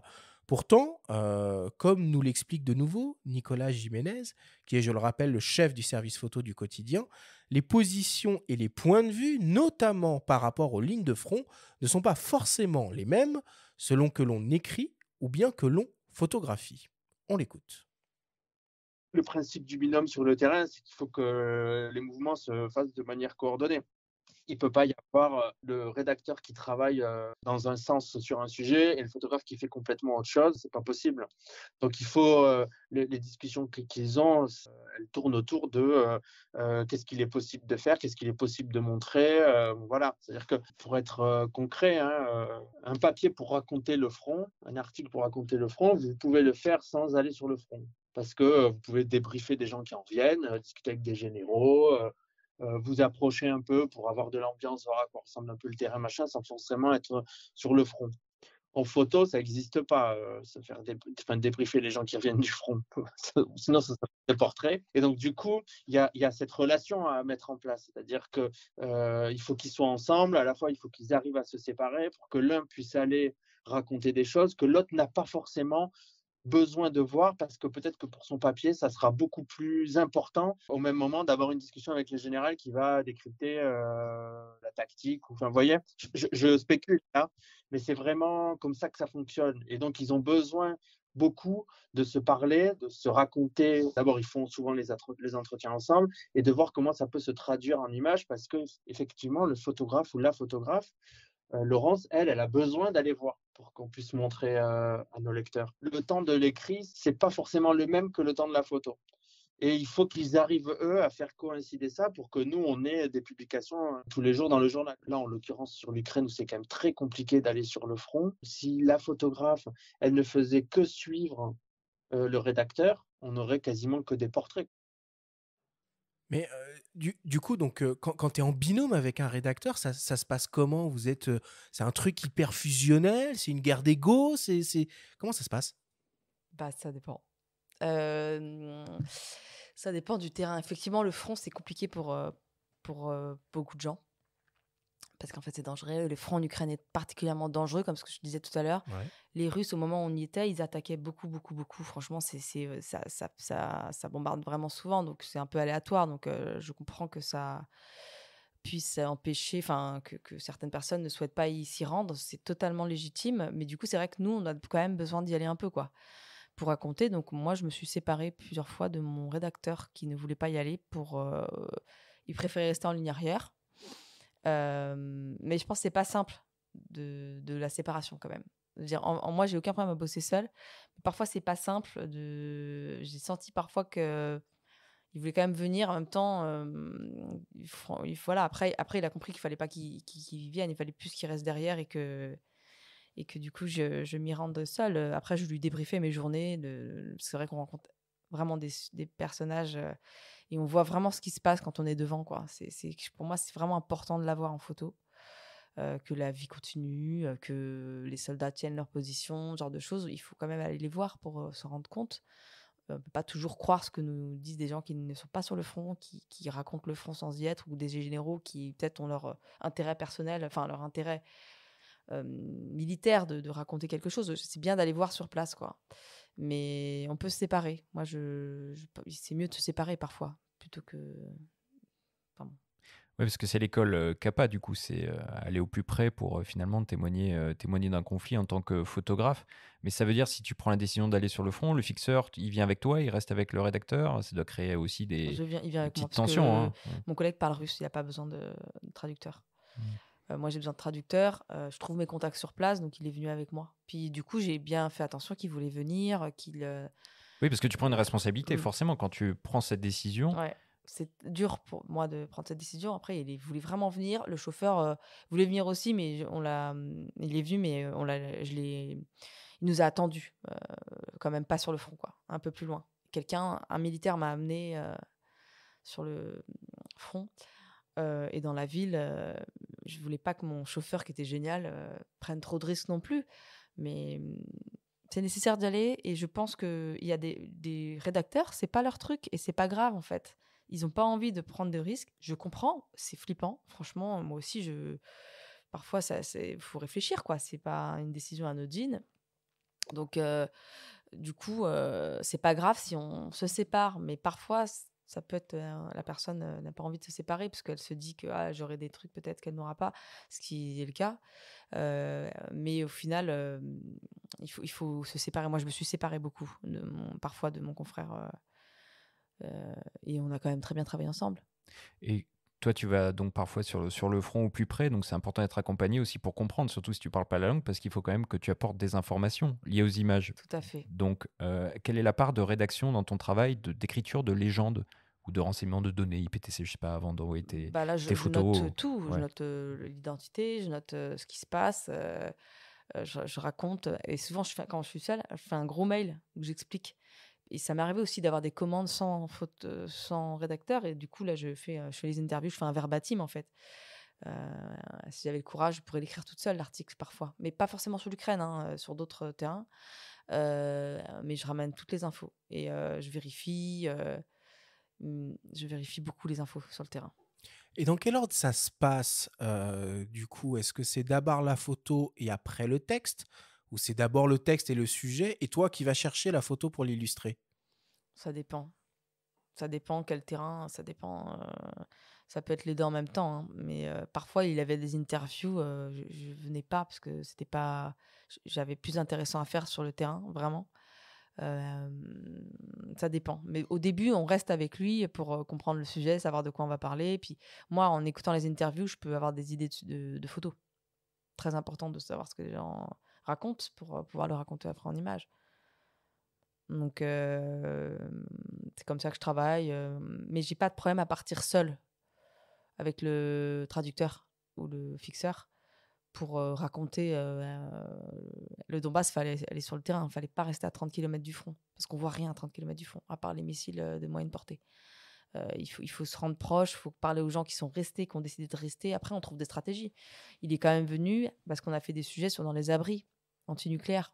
Bah là, il n'y a pas grand risque. Donc, du coup, la route est un peu tendue, mais une fois qu'on est sur place, on va dans l'abri. Donc là, du coup, il n'y a pas de problème. On peut bosser ensemble sans souci et trouver des histoires tous les deux. Et quand moi, j'ai besoin, j'y vais, puis voilà. Et là, on évoque ton binôme avec Emmanuel Greenspan, mais il y a aussi d'autres binômes qui sont envoyés par Le Monde en même temps. On pense à Rémi Ourdan et Laurent van der Stock, par exemple. Est-ce que vous vous coordonnez les uns les autres? Est-ce que vous vous briefez pour éviter de faire des sujets redondants? On a une rédaction en chef qui place aussi les équipes. On parle de l'actu ensemble. Parfois, on discute ensemble aussi. Mais on n'est jamais dans la même zone. Moi, j'ai croisé Rémi quand même à Kiev, parce qu'on est arrivé par Kiev. Pareil, il a une façon différente de travailler que lui. Il fait plus de front, par exemple. Il est très habitué à la ligne de front. C'est quelque chose. Il est, je pense, très très calme. Mais j'ai pas bossé avec lui en Ukraine. Il y a d'autres rédacteurs. On se coordonne, mais c'est plutôt la rédaction en chef qui nous coordonne en fait. Même le service photo qui nous coordonne. Alors au début du conflit, on l'a vu évidemment sur les images, il y avait énormément de journalistes qui étaient présents en Ukraine. Bon, j'imagine que ça s'est un petit peu calmé au fil des mois. Néanmoins, il y a quand même une grosse pression médiatique. Du coup, comment tu gères tout ça? Est-ce que c'est la course à l'exclu? Est-ce que vous faites tous la même chose parce que tout est important? Comment ça se passe tout ça? Il y a eu beaucoup de confrères, beaucoup, c'est vrai. J'ai croisé plein de copains partout. Mais le pont d'Irpine, on l'a vu dans tous les sens, par exemple. Je l'ai pas fait, moi j'étais dans le sud, mais ouais, le pont d'Irpine. De toute façon, l'accès est limité, donc les journalistes se retrouvent au même endroit. S'il y a un bombardement la nuit à Kiev, le lendemain, quand le couvre-feu est levé, tout le monde va y aller. Là, quand je suis allée à Kiev pour la frappe à côté de l'hôtel, pas très loin, j'ai croisé des gens que j'avais croisés en Syrie, un que j'ai connu au Canada, un super photographe. Enfin, c'est drôle, mais on se croise rapidement hein, parce qu'on prend nos photos, on travaille. Tu peux revenir sur ta question? J'ai oublié. Ma question, c'est du coup, comment ça se passe avec les autres journalistes? Est-ce que l'objectif pour toi, pour Le Monde, c'est de ramener des choses différentes qu'on n'a pas Oui, forcément vues oui, c'est vrai. partout, ou c'est au contraire de dire, bon bah voilà, c'est hyper important, faut le faire comme tout le monde? Non, moi j'aime bien ramener des histoires et c'est ce qui est drôle, c'est que parfois on trouve un angle en discutant avec un confrère ou en regardant autour de nous et on fait des photos et après beaucoup de journaux vont faire le sujet après nous, ça nous arrive ou alors nous on va avoir un reportage qui va nous marquer ou on va discuter avec ou des civils quoi. Enfin, on trouve les idées vraiment sur le terrain quoi. Mais après il y a une logique. La guerre, j'en ai beaucoup couvert, enfin pas beaucoup, mais j'en ai couvert quelques-unes. Et il y a des choses qui sont redondantes. Il y a Si le on genre peut de pas, marronnier, quoi. par exemple, pas des marronniers, mais enfin, par exemple, on peut pas aller au front, donc on voit pas le nombre de morts. Bah voilà, donc on va à la morgue. C'est un réflexe. On va à la morgue, on va parler à la personne, et après il va nous montrer. En fait, non, on voit un amas de corps. Donc on se rend compte aussi de l'importance de ce conflit et des dégâts en fait, parce qu'on peut pas toujours. Donc on se croise un peu tous quoi et il y a des logiques enfin on se retrouve beaucoup sur le terrain avec les confrères mais par exemple le train les gens qui se quittaient sur le train à Odessa à Kiev partout hein, mais moi je l'ai fait avec des confrères photographes on est même allés ensemble je ressens pas ce Pourtant, tu as la pression du quotidien. j'ai Le la Monde, pression c'est du c'est quotidien un mais j'ai quotidien. jamais ressenti une pression avec les autres photographes moi j'aime bien bosser avec des gens de télé, de photos, parce qu'en fait, on a les mêmes aussi besoins. Peut-être moins que bah, voilà, par ce qu'on disait tout à l'heure sur la presse écrite, on n'est pas forcément obligé de s'approcher. Nous, on est quand même obligé un peu d'y aller. Du coup, mais j'aime bien travailler ensemble. J'aime bien. Après, je suis pour Le Monde, donc je peux pas prendre toujours quelqu'un avec moi, ça c'est sûr, parce qu'on est. L'idée, c'est d'avoir quand même des photos uniques, quoi. Mais quand je croise des photographes sur le terrain ou quand je suis seule, que le rédacteur il bosse sur autre chose, il est en train d'écrire son article et que moi j'ai fini, enfin, je vais sortir dehors. Si je croise un confrère, on va y aller ensemble. Enfin, ça, j'ai aucun souci avec ça. Moi, j'aime bien au contraire. Et on parle beaucoup de l'Ukraine et c'est normal. On voit peu de choses du côté russe. Est-ce que tu cherches à y aller? Est-ce que vous cherchez à couvrir le côté russe au Le Monde? Monde le fait avec Benoît Viking qui est basé en Russie. C'est très difficile de travailler côté russe. Il faut savoir que j'aimerais bien y aller. Hein. Je pense que là, vu que je couvre l'Ukraine, c'est pas possible pour l'instant. Mais c'est très compliqué de bosser côté russe. Me disait Emmanuel, qui a une grande expertise sur la Russie, vu qu'il a vécu 20 ans là-bas, mon collègue du Monde. En fait, c'est tellement mis en scène aussi, les zones de guerre côté russe, que c'est compliqué de bosser. Mais ça se raconte aussi. Mais pour cela, il faudrait avoir l'accès. Je pense que le Monde, ils ont réussi à bosser avec un photographe, mais c'est pas facile.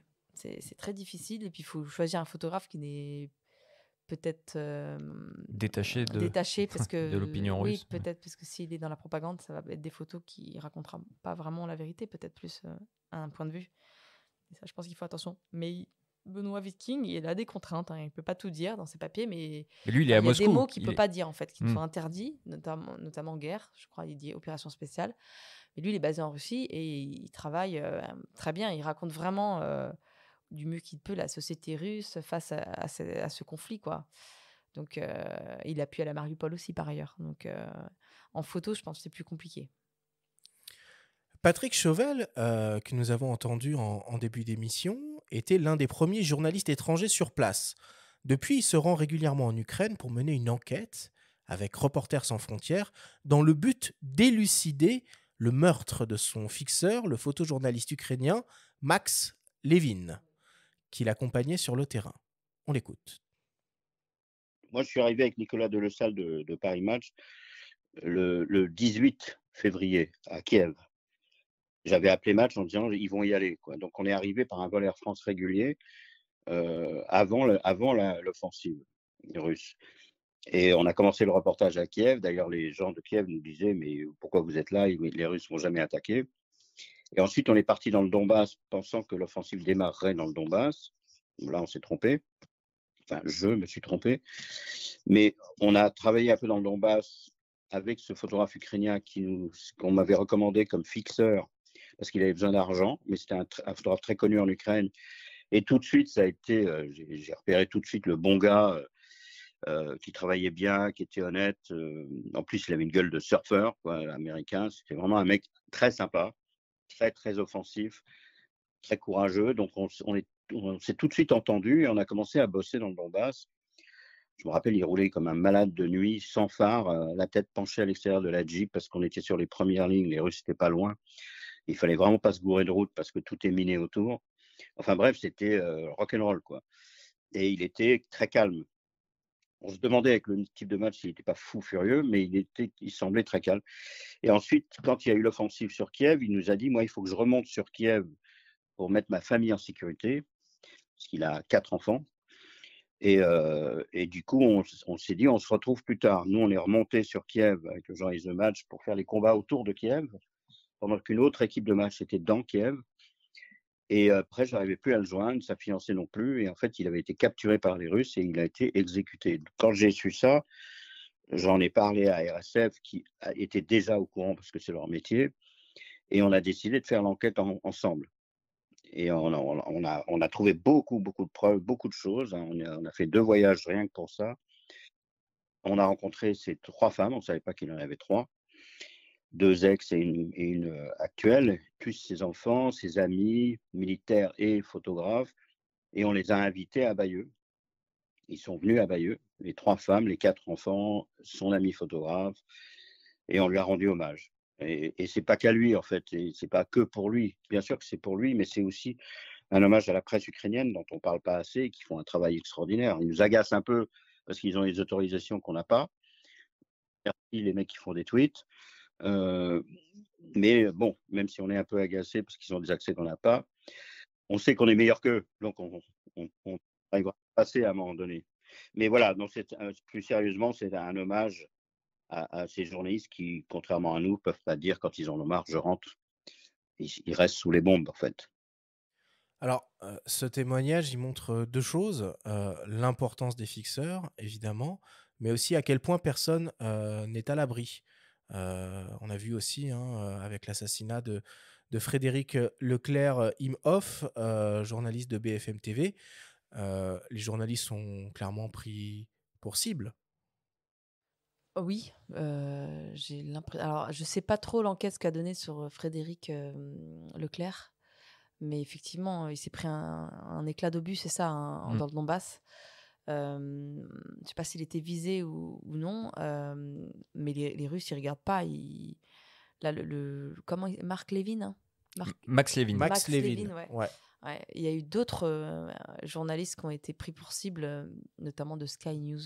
Ils sont sortis indemnes, mais ils ont été pris pour cible. Alors, on a vu cette vidéo circuler, c'était des Russes hallucinante. ou c'était un checkpoint ukrainien? C'est la question que je me posais, parce que je sais pas s'il y a une mise...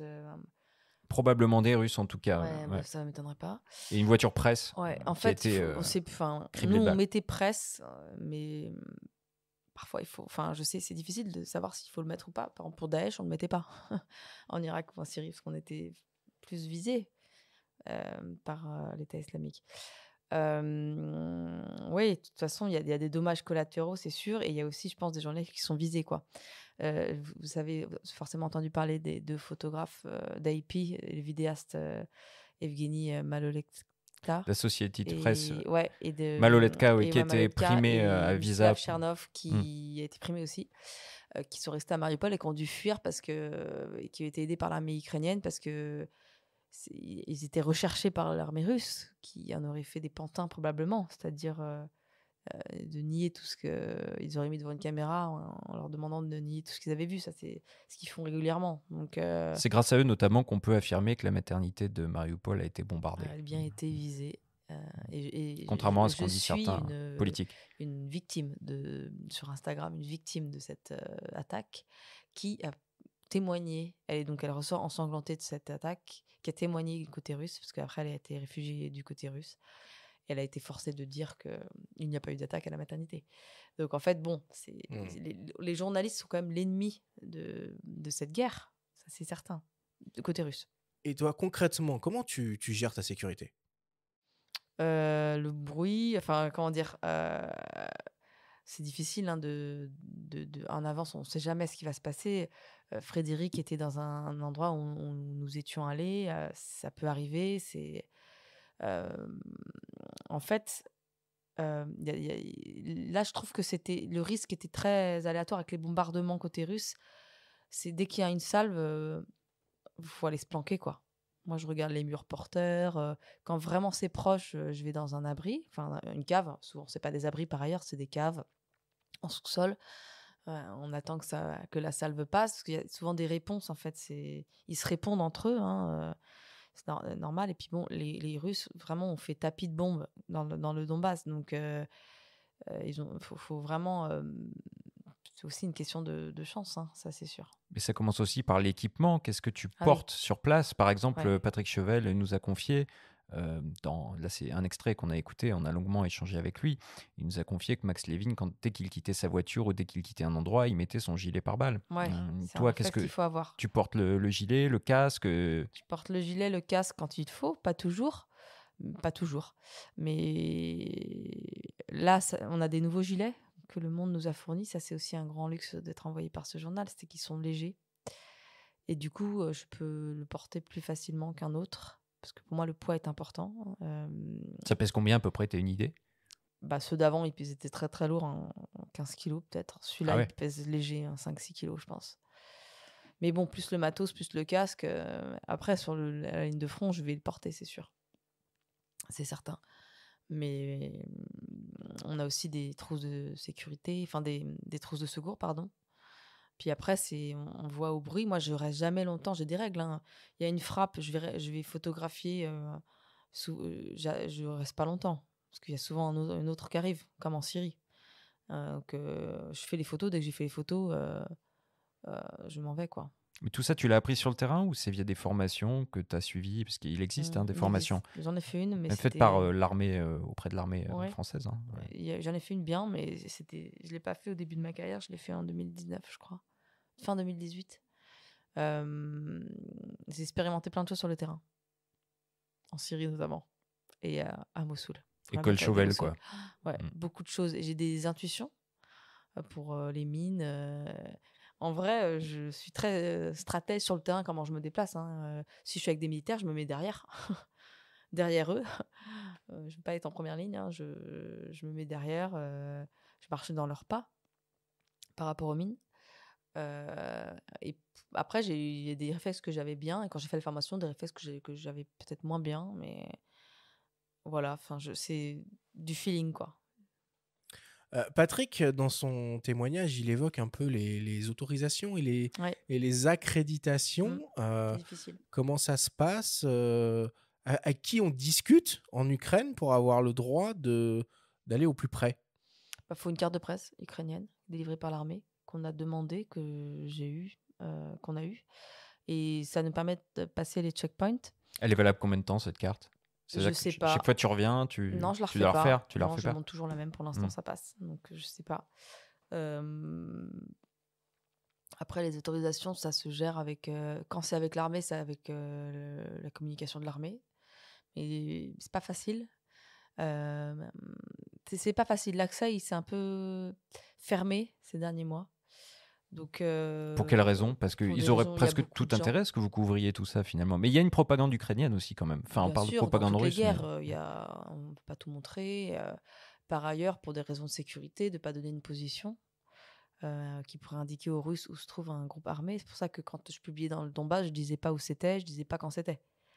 Sur mes réseaux sociaux ou pour Le Monde, fallait que je fasse. J'ai dû modifier quelques légendes, par exemple, donner moins d'informations dans une légende. Donc, pour pas justement donner une indication quand c'était très récent, parce que ça, ils n'aiment pas du tout, ce qui est normal. Il faut faire attention à ça. Ils ont des stratégies militaires qu'ils ne veulent pas forcément dévoiler. Là, notamment, tout le monde pensait que ça allait être à Kherson, la contre-offensive en septembre. Bah non, c'était dans le Donbass. Du coup, les Russes ont dû probablement croire que c'était aussi à Kherson. Du coup, dans le Donbass, ils n'étaient pas très près. Et en fait, du coup, ça a permis à l'armée ukrainienne d'avancer plus facilement. Est-ce que tu peux nous décrire un peu ce qu'il y a dans ton sac photo? Qu'est-ce que tu emmènes avec toi? En fait, mon sac photo, c'est pas un sac photo, c'est un sac Ikea. Pardon, non. C'est un sac lambda où je mets... je suis vraiment pas dans la matériel. C'est-à-dire que je n'ai même pas de housse. J'ai une housse j'ai plusieurs appareils, j'ai une seule housse. Donc, je mets les autres dans des foulards que je mets comme ça dans le sac. Donc mes optiques, si vous voulez des détails, je travaille en Canon. Canon me prête un boîtier, le R5, super. J'ai fait tout le conflit avec. Et j'ai un Mark IV aussi, un 5D Mark IV. Et j'ai des optiques fixes. Je bosse plus en fixe, mais j'ai quand même un 24-70. Tu bosses à quel type d'optique? Ça, c'est 35, 24 et 30. Non, 35, 24, 50. Là, j'ai aussi un petit Leica en plus, le QR que je teste, que j'emmène pour vraiment quand ça doit être discret. Lui, c'est un 28 fixe. Le 70-200, j'ai dû le prendre pour un voyage, mais je ne l'ai pas sorti. En fait, c'est utile. Souvent, beaucoup de photographes le prennent parce que pour photographier de loin et tout, mais pour moi, c'est trop lourd à porter. Du coup, je ne le prends plus. Je l'utilise en France pour la politique, par contre. Donc, je pars avec donc 2 boîtiers, 3 optiques à peu près fixes et le 24-70. Quand vraiment c'est un peu chaud, je suis sur le front, faut faire vite. C'est très utile. Et voilà, sinon c'est bordélique mon sac. C'est pas un sac cadré. On ne voit pas que c'est un sac appareil photo. Mon sac à dos, c'est un sac lambda. Ça ne se voit pas que je suis professionnelle, ça c'est sûr. On a beaucoup parlé d'Ukraine, mais lorsque tu es en France, tu n'es pas en vacances. Pour autant, tu couvres l'actualité et certains sujets te tiennent particulièrement à cœur. Les personnes qui te côtoient, et on l'a déjà entendu, que ce soit au Monde ou à Polka Magazine, avec qui tu as souvent collaboré, soulignent cet engagement de tous les instants. Dimitri Beck, le directeur de la photographie à Polka, revient sur le prix qui t'a été décerné par le magazine en 2017, ainsi que sur différentes parutions autour de sujets réalisés dans l'Hexagone. C'était pour saluer la qualité de ce travail et une fois de plus cet engagement sur tous les fronts.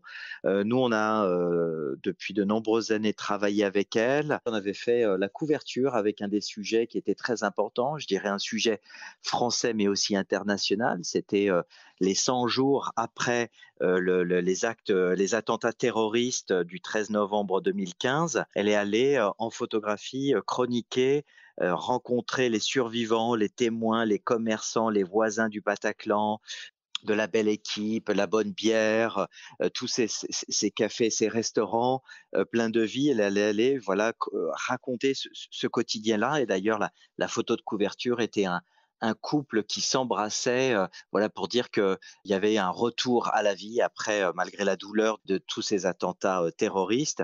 Donc, elle a souvent travaillé avec nous et je l'avais interviewée dans le Polka numéro 50, c'est-à-dire en 2020. C'était notre grande invitée de ce numéro-là. Et d'ailleurs, elle avait une citation que je trouve très forte et très importante et qui parle bien aussi de son travail. Elle disait: pour qu'une photo d'actualité reste, il faut qu'elle montre aussi de l'émotion.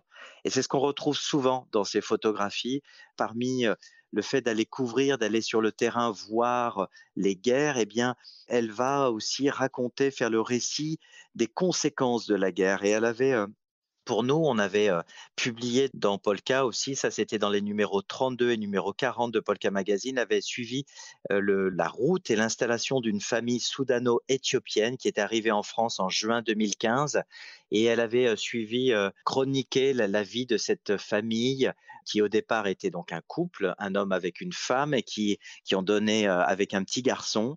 Ce couple-là eh bien, a eu un autre enfant qui est né sur le territoire français. C'était parler de leur installation, la difficulté. Elle les avait accompagnés au moment pour eux, pour obtenir leurs papiers, trouver du travail. Et tout ce temps d'adaptation, elle l'avait raconté. Donc, c'était une autre manière de parler de la guerre. Tout ça, c'était vraiment merveilleux à raconter avec beaucoup d'humanité, tendresse et une réalité aussi des conséquences de la guerre, de conflits qui peuvent se produire à des milliers de kilomètres de là, mais de continuer à raconter cette histoire en France, sur notre territoire. C'est de suivre au long cours ces histoires, leurs conséquences, et de les rendre humaines, être à taille humaine au quotidien, proches de nous aussi, et pour peut-être mieux comprendre qui sont ces gens qui arrivent en France et qui sont parfois, bien évidemment, à tort stigmatisés, qui rentrent dans le débat national public. et bien aussi de remettre un peu d'humanité, d'expliquer la complexité des situations de ces gens-là. Donc c'est ça aussi la démarche, l'engagement de Laurence Jay dans son travail photographique, en particulier en tant que photojournaliste. Alors du coup, Laurence, pour informer, pour interpeller, il faut émouvoir avec l'image. Non, pas forcément, mais une photo, faut qu'elle ait de l'information, faut qu'elle soit très bien, pour qu'elle reste dans la tête des gens, faut qu'elle t'amène là où moi, une photo qui pour moi est importante, c'est j'essaie d'amener le lecteur là où j'ai envie qu'il voit en fait. Donc, mais il y a plein d'informations sur la photo.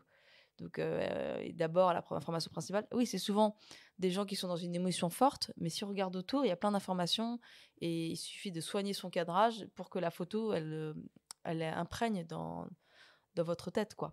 Oui, il y a une dimension esthétique quand même. Il y a On une a reproché à dimension certains esthétique quand même. d'esthétiser la Oui. misère, tu vois, comme Salgado ou autre, mais bon, finalement, les photos, elles restent aussi parce qu'elles sont belles, malgré tout. En fait, il faut... oui, comment expliquer ça? Une bonne photo, c'est une photo qui reste. Et pour qu'elle reste, il faut qu'elle allie à la fois la proportion d'une image, l'information, c'est pour moi primordial. Et souvent, on est touché par les émotions. Donc, souvent, c'est des photos fortes où il se passe quelque chose. Donc, forcément, il y a de l'émotion. Donc, forcément, a plus de chances de connecter avec nous-mêmes parce qu'on est tous des êtres humains et à rester, du coup, dans la mémoire. Ou peut-être que c'est ta propre émotion qu'il faut mettre aussi dans la photo que tu fais. Oui, La photo en sera moi, peut-être je suis d'autant plus touchée forte. quand je prends mes photos. C'est-à-dire que Mm.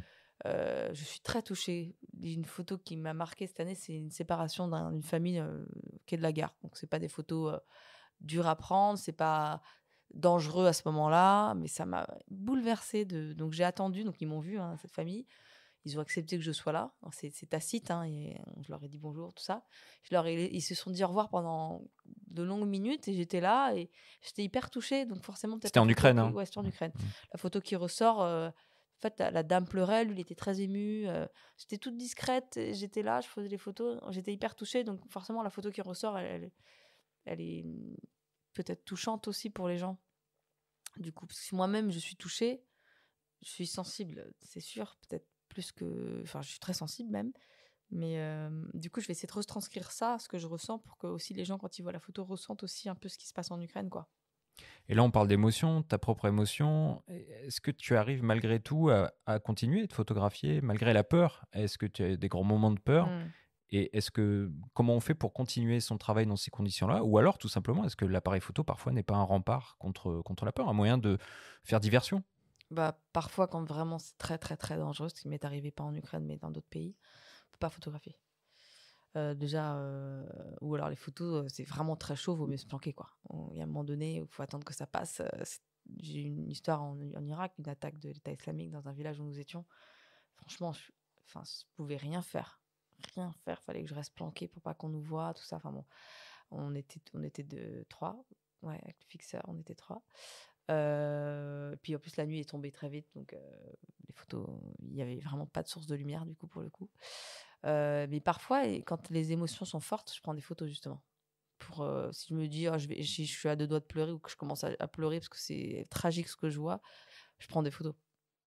Bon, pour continuer, on vous propose d'écouter un petit mot d'une autre photojournaliste qui s'appelle Véronique de Viguerie, qui est déjà venue à ces micros et elle a voulu te laisser un petit message.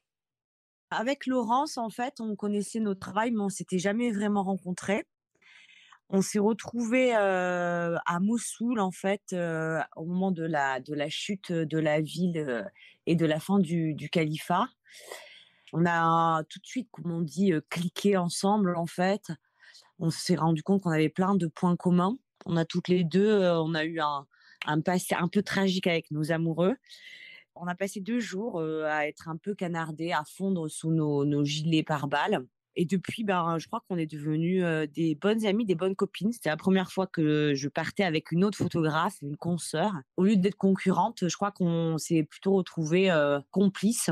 Et je crois qu'aujourd'hui, toutes les deux, les nuages noirs sont derrière nous et un ciel beaucoup plus dégagé, beaucoup plus heureux est devant nous. Et je lui souhaite plein, plein, plein de bonheur. Alors évidemment, photographe de guerre, c'est pas un métier comme les autres. Comment on fait, comment tu fais pour réussir à faire cohabiter cette profession et ta vie personnelle? Déjà, je suis très touchée parce que dit Véro, parce que c'est exactement ça. On est très copines, je l'adore. J'étais fan de son travail avant de la rencontrer. Et on a très très bien bossé ensemble. J'aimerais bien repartir avec elle d'ailleurs. Je pense qu'on match bien. Quand on se croise, on s'est croisés sur le terrain rapidement en Ukraine. Jeu de mots, vous bossez toutes les deux pour Paris Match, au passage. Ouais, on bosse pas mal, toutes les deux pour Paris Match. Et voilà, on est trop contentes de se voir. D'ailleurs, je ferais que je prenne un apéro avec elle bientôt. Ça fait longtemps. C'est un exemple, hein, pour moi, parce qu'elle a une carrière qui est bien plus grande que la mienne. Elle arrive bien à gérer. Moi aussi, d'ailleurs. Elle a 2 filles. J'ai pas d'enfants. Donc, c'est plus compliqué quand même quand on a des enfants.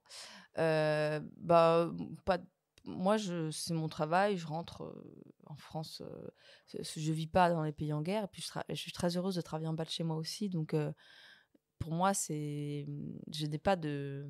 Comment dire, j'ai autant de plaisir à bosser en bas de chez moi qu'à bosser en Ukraine, par exemple. Et c'est pas plus dur, même parfois, de bosser ou de prendre des photos en bas de chez soi, d'aller à c'est un Bondy. challenge. Elle le dit, Véronique. Elle dit qu'elle est en banlieue parisienne. Souvent, c'est plus dur de prendre des photos que à Mossoul, par exemple. Mais ouais, c'est pas simple. Et puis, le Covid, c'est intéressant quand il y a eu le Covid parce que c'est quelque chose qui se passait chez nous, en bas de chez nous. Donc, du coup, je trouve qu'au contraire, il faut y aller. C'est pour moi le même challenge. Au contraire, oui, c'est peut-être plus difficile. Parce qu'il faut vraiment chercher l'image et l'information. Mais moi, j'aime beaucoup travailler en bas de chez moi. J'ai autant de plaisir à exercer ce métier partout, en fait. Donc ça, c'est plutôt... Bon, après, il y a des sujets qui me plaisent plus ou moins que d'autres. Hein. C'est sûr que tout ne me plaît pas à fond à chaque fois. Mais je ne hiérarchise pas ce métier. Donc, en fait... Donc, du coup, c'est vrai que j'ai l'impression de travailler un peu tout le temps. Donc là, du coup, pour la vie privée, c'est le métier de pigiste. Je suis pigiste, donc le travail est prioritaire. Je vais avoir du mal à dire non à une commande. C'est plutôt dans ce sens-là que gérer sa vie privée, ça peut être compliqué, parce qu'on va m'appeler pour une commande. Là, on m'a appelé pour l'Ukraine la semaine prochaine. Je peux pas parce que j'ai un workshop auquel je m'étais engagée, mais j'ai essayé quand même de changer les dates. Et en même temps, dans ma vie privée, je suis en train de déménager, faire des travaux, donc c'est pas pratique non plus, quoi.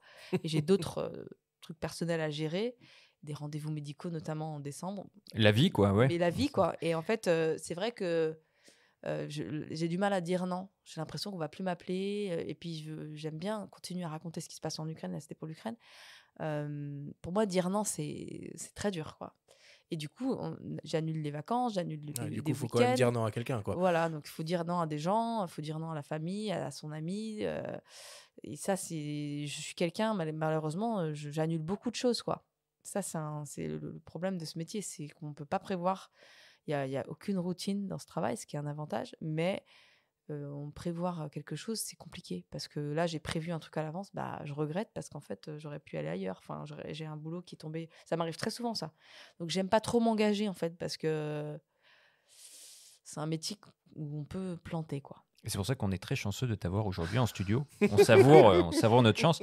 Et est-ce que tu fais de la photo en dehors des zones de conflit? Parce que j'ai vu sur ton Instagram des photos de baleines, très belles photos de paysages aussi. Ouais, j'étais en Islande en vacances. J'ai adoré et faire donc, ces photos. tu coupes pas avec la photo une fois que tu... Je peux couper avec la photo. Normalement, je prends pas mon appareil photo en vacances.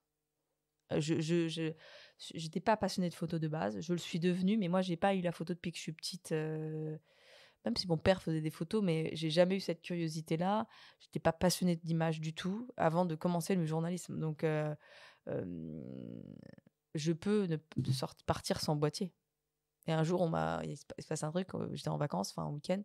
Et quand j'ai dit à la personne que j'avais pas mon boîtier, elle était hyper étonnée. En fait, je peux très bien ne pas prendre mon boîtier pendant longtemps. Après, tout ce qui est l'Islande, les paysages extraordinaires, ça, bien sûr, je vais prendre mon appareil photo, quoi. Pour tous les jeunes qui souhaiteraient se lancer dans ce métier, qu'est-ce que tu pourrais conseiller? Ça dépend. Si c'est photojournaliste, le conseil que je peux donner, c'est qu'il y a beaucoup de photographes, de très bons photographes, mais je pense qu'il y a ce que disait Nicolas. Ce qu'il m'avait déjà dit aussi, c'est que Nicolas Jiménez, donc mon chef au Monde, être journaliste, c'est un plus, vraiment, je pense, pour vraiment chercher à avoir la curiosité de l'info. Moi, je suis vraiment arrivée par là, non pas par la photo. Beaucoup de gens qui veulent faire ce métier, qui me contactent, viennent par la photo. Je pense que le conseil que je peux donner, c'est d'être journaliste avant d'être photographe. parce que c'est un métier quand même difficile, qui est connu quand même pour sa précarité, même si je ne me considère pas comme précaire. Je suis très chanceuse à ce niveau-là pour l'instant, mais je sais que ça peut ne pas durer, quoi. C'est-à-dire qu'il faut être endurant et dès qu'un jour on va m'appeler moins, si justement je travaille moins quelques mois, parce que pour des raisons privées, je ne peux pas travailler, je sais, je ne vais pas forcément attendre à ce qu'on me rappelle. Je vais moi-même provoquer, chercher des sujets. C'est un métier, il faut être Proactif. mentalement proactif et il faut chercher les reportages. Il faut. Voilà, moi, je pense je me suis toujours dit, on m'a toujours dit que c'était difficile de vivre de ce métier, donc je me suis toujours mis dans un mode, on va t'oublier vite, donc il faut essayer de se maintenir, enfin, faut essayer de revenir dans la mémoire des gens en proposant des choses, quoi. Le mot qui revenait le plus parmi les personnes qu'on a pu interroger, c'était engagement te concernant. On Ça, c'est sentait gentil. on sentait que c'était vraiment ce qui te caractérisait. C'est-à-dire qu'on t'appelle, on sait que tu vas être là, mais on sait surtout que tu vas tout donner, Oui, quoi. tout donner pour le sujet. Je vais vraiment tout faire pour ramener des photos qui sont fortes, qui sont lisibles et qui sont bonnes, entre guillemets, quoi. Parfois, on n'y arrive pas toujours, mais il y a des sujets plus compliqués que d'autres à photographier. Là, j'en ai fait un pour Paris Match qui était difficile cet été. C'était sur une communauté, sur les ultra-orthodoxes en Israël, à Jérusalem, sur un quartier spécifique où déjà la photo est interdite et sur un courant où il y a quelques femmes qui se voilent totalement. Donc c'est vraiment une minorité, hein, de cette communauté, hein. Donc elles sont totalement voilées en noir, le visage aussi. En photo, c'était très très dur. Très dur. On avait 5 jours, photo interdite. Donc on a trouvé des femmes qui acceptaient, bien sûr, heureusement. Mais très très difficile à raconter, quoi. Donc ça, c'est du challenge, mais je vais quand même, à chaque fois, je vais me donner à fond pour le sujet et essayer de rendre un travail bien, quoi. On est obligé, de toute façon, il y a aussi ce côté, pour moi, je me considère qu'on n'a pas trop le droit à l'erreur, quoi. Parce que justement, on m'a beaucoup dit, voilà, c'est précaire, il faut travailler beaucoup. Donc j'essaie de donner mon maximum. Mais je sais qu'à un moment donné, il y a forcément des moments dans les carrières où on travaille moins, hein, ça va arriver. Et du coup, pour ceux qui veulent en savoir plus, peut-être sur ce métier, alors évidemment, hein, on peut écouter Faut pas pousser les ISO. Tu n'es pas la première photo-reporter à venir à ces micros, mais est-ce que tu aurais des références, je ne sais pas, de films, de livres qu'on pourrait conseiller? Mmh. Ceux de Patrick Chauvel, déjà, peut-être. Patrick Chauvel, que vous avez lu, bien sûr, Reporter de guerre. Et qui bosse en ce moment sur une grosse monographie, j'en dis pas plus. Patrick, ça reste pour moi une grosse référence. Non, il y a un livre d'une photographe américaine, Lindsay Addario, qui est This is what I do. C'est le titre du bouquin, je crois, où elle raconte sa carrière. Et elle, c'est une très grande photographe de guerre. Franchement, j'ai lu son bouquin, c'est très impressionnant. Véronique de Viry a fait un livre avec Manon Kérouille et elle raconte un peu les coulisses. Et sinon, moi, je peux conseiller aussi de faire des études. Il y a une école de photojournalisme, l'EMI, CEFD, là, ils ont des formations justement pour apprendre le photojournalisme, donc la photo et le journalisme. Donc, moi, je ne l'ai pas faite personnellement parce que je n'ai pas fait d'études de journalisme ni de photo, mais j'aurais bien aimé en faire une, en fait, au final, si j'avais trouvé ma voie plus tôt. Enfin, bon, voilà, après, chacun a son parcours, mais ou même faire une école de journalisme pour s'orienter dans la photo après, quoi. Bon, on va conclure là-dessus. Merci beaucoup, Laurence, Merci à pour tout vous. ce que tu as partagé avec nous. On conclut donc cette grande discussion au coin du feu là-dessus et on passe à la suite. Alors, bon, cette semaine, c'est un peu spécial. On va pas faire de débrief, mais on va inaugurer une nouvelle rubrique qu'on a appelée Making of pour découvrir avec toi, Laurence, les coulisses de ton quotidien sur le terrain.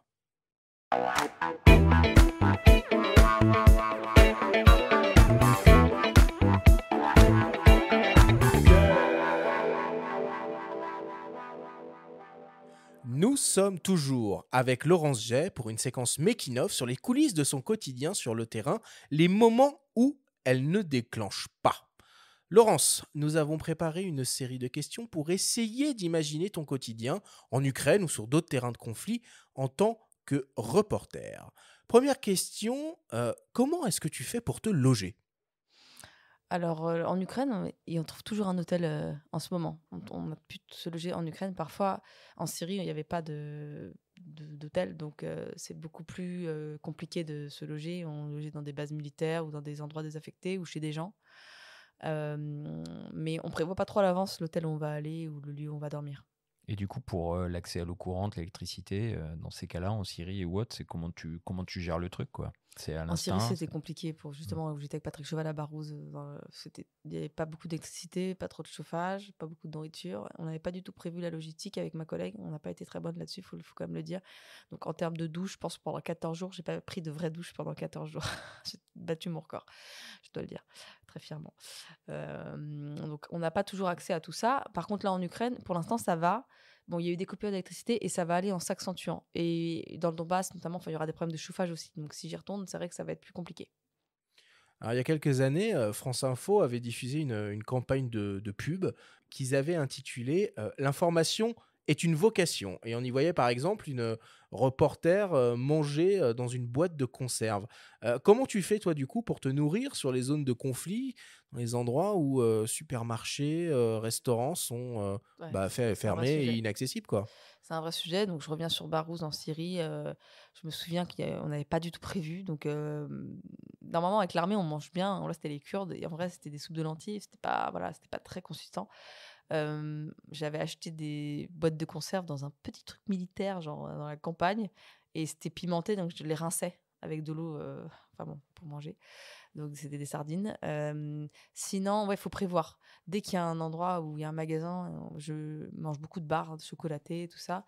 Mais en Ukraine, on mangeait 2 fois par jour, le matin et le soir.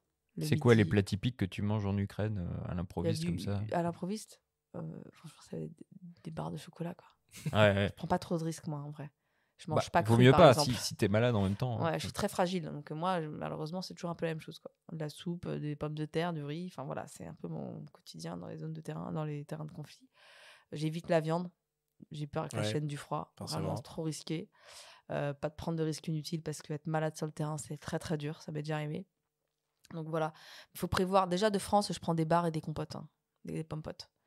Voilà. Donc, mais ça, c'est compliqué. Là, dans le Donbass, mon dernier voyage, j'avais d'autres exigences alimentaires, du coup. C'était mon obsession, c'était de trouver à manger, quoi. Donc, j'ai ramené plein de trucs de France. Et je faisais donc dans Kiev, pas de problème. Et dans le Donbass, finalement, on a trouvé il y a une ville où j'avais très, très faim, ce qui a été reprise récemment par les Ukrainiens. Il y avait une pauvre boutique, des chips d'un goût d'un autre âge. Enfin, ouais. J'ai mangé ça. Je pouvais pas ne pas manger. Donc, du pain rassis, je pense que voilà. Et on précise que cette campagne de pub à l'époque de France Info était menée par des vrais reporters, c'était pas des acteurs, hein, donc on aurait pu croire que c'était exagéré, mais c'est pour ça que l'idée du sujet nous est venue. C'est quand même, comme tu le dis, un vrai c'est sujet. routard, hein. Ouais, c'est ça. Moi, j'ai toujours mon sac de couchage avec moi. Raconte-nous une journée type. Allez, heure par heure, entre le moment où tu te réveilles et le moment où tu te couches. Une journée type, faut que je pense à une journée. Je me lève tôt. On va prendre le petit déj si on est dans un hôtel. Je suis dans le Donbass. On arrive avec mon collègue dans une ville qui s'appelle Liman, où je voulais vraiment moi aller pour le coup. Je pense que en fait, les Russes tentent de prendre cette ville. Et donc, du coup, il y a un obus qui tombe à côté. Donc, du coup, faut vite trouver un abri. Donc, là, c'est un peu chiant de trouver une cave. On travaille dans la cave. Il y avait des gens qui étaient là. Il n'y avait pas que nous, hein. On raconte leur quotidien et tout. Et dès que ça se calme, on ressort. Du coup, là, on a dû partir quand même parce qu'il y avait beaucoup vraiment d'aller-retour entre les Ukrainiens et les Russes d'artillerie. Donc, puis après, on va dans un autre endroit. Voilà. Après, quand je suis seule, c'est encore autre chose. Mais là, j'étais pas toute seule. Donc, voilà. Sinon, à Kiev, je suis petit-déj, tranquille. Et puis, pas bombardement. Du coup, je vais vite monter, prendre mes affaires, mes appareils photo, du coup, et me rendre sur le lieu où ça s'est produit. Donc là, il faut écouter, il faut regarder, il faut faire des photos, il faut être rapide aussi, il faut... Voilà. Et on l'envoie de l'image quand même. Le soir. Ouais, alors là, j'ai fait du live parce que c'était une grosse journée, parce qu'il y avait beaucoup d'attaques sur Kiev. Donc j'avais envoyé en direct, mais je renvoie le soir, ouais. Ouais, je renvoie le soir, je retouche les photos, j'envoie. Tard, je bosse très tard. Là, j'essaie de coucher plus tôt, donc j'essaye d'éditer plus vite. Mais il y a des fois où c'est des journées qui ne se terminent jamais parce que moi, je suis assez lente en editing. c'est lourd, des fichiers, ça charge dans mon ordi. Enfin bon, c'est très long. Je peux me coucher à 2h, 3h du mat pour reprendre une journée le matin à 8h ou 7h, quoi. Et tu as le temps d'écouter un peu de musique quand tu fais de l'editing, d'essayer de te détendre, de penser à autre chose, de boire un petit coup. de regarder un film, j'en sais rien. Bon, alors pas en même temps, hein, non, je passe des coups de fil en haut-parleur souvent le soir pendant que je travaille. J'édite, mais j'ai pas le temps de prendre. En plus, quand on était dans le Donbass, c'était toujours un peu tendu, donc il n'y a jamais de. Enfin, je dis ça, c'est pas vrai, parce que la dernière fois, en fait, dans l'hôtel où nous étions, je croisais des copains, donc du coup, on a bu des coups après. J'avais pas de photos forcément envoyées, mais quand j'ai des photos, je suis pas très sociable, je rentre dans la chambre et je travaille. Mais sinon, je vais boire des coups avec des confrères. Je croise toujours quelqu'un que je connais. Ça, c'est drôle, ça. Que j'ai croisé je ne sais où. Donc ça, c'est super agréable de croiser des gens qu'on connaît, qu'on a rencontrés ailleurs. Ça m'arrive tout le temps, ça. Eric Bouvet nous a raconté qu'il avait bousculé James Nachtwey quand même sur le terrain. Et ça, c'est des trucs qui... Ouais, ça peut arriver. Hein. Ok, merci beaucoup, Laurence.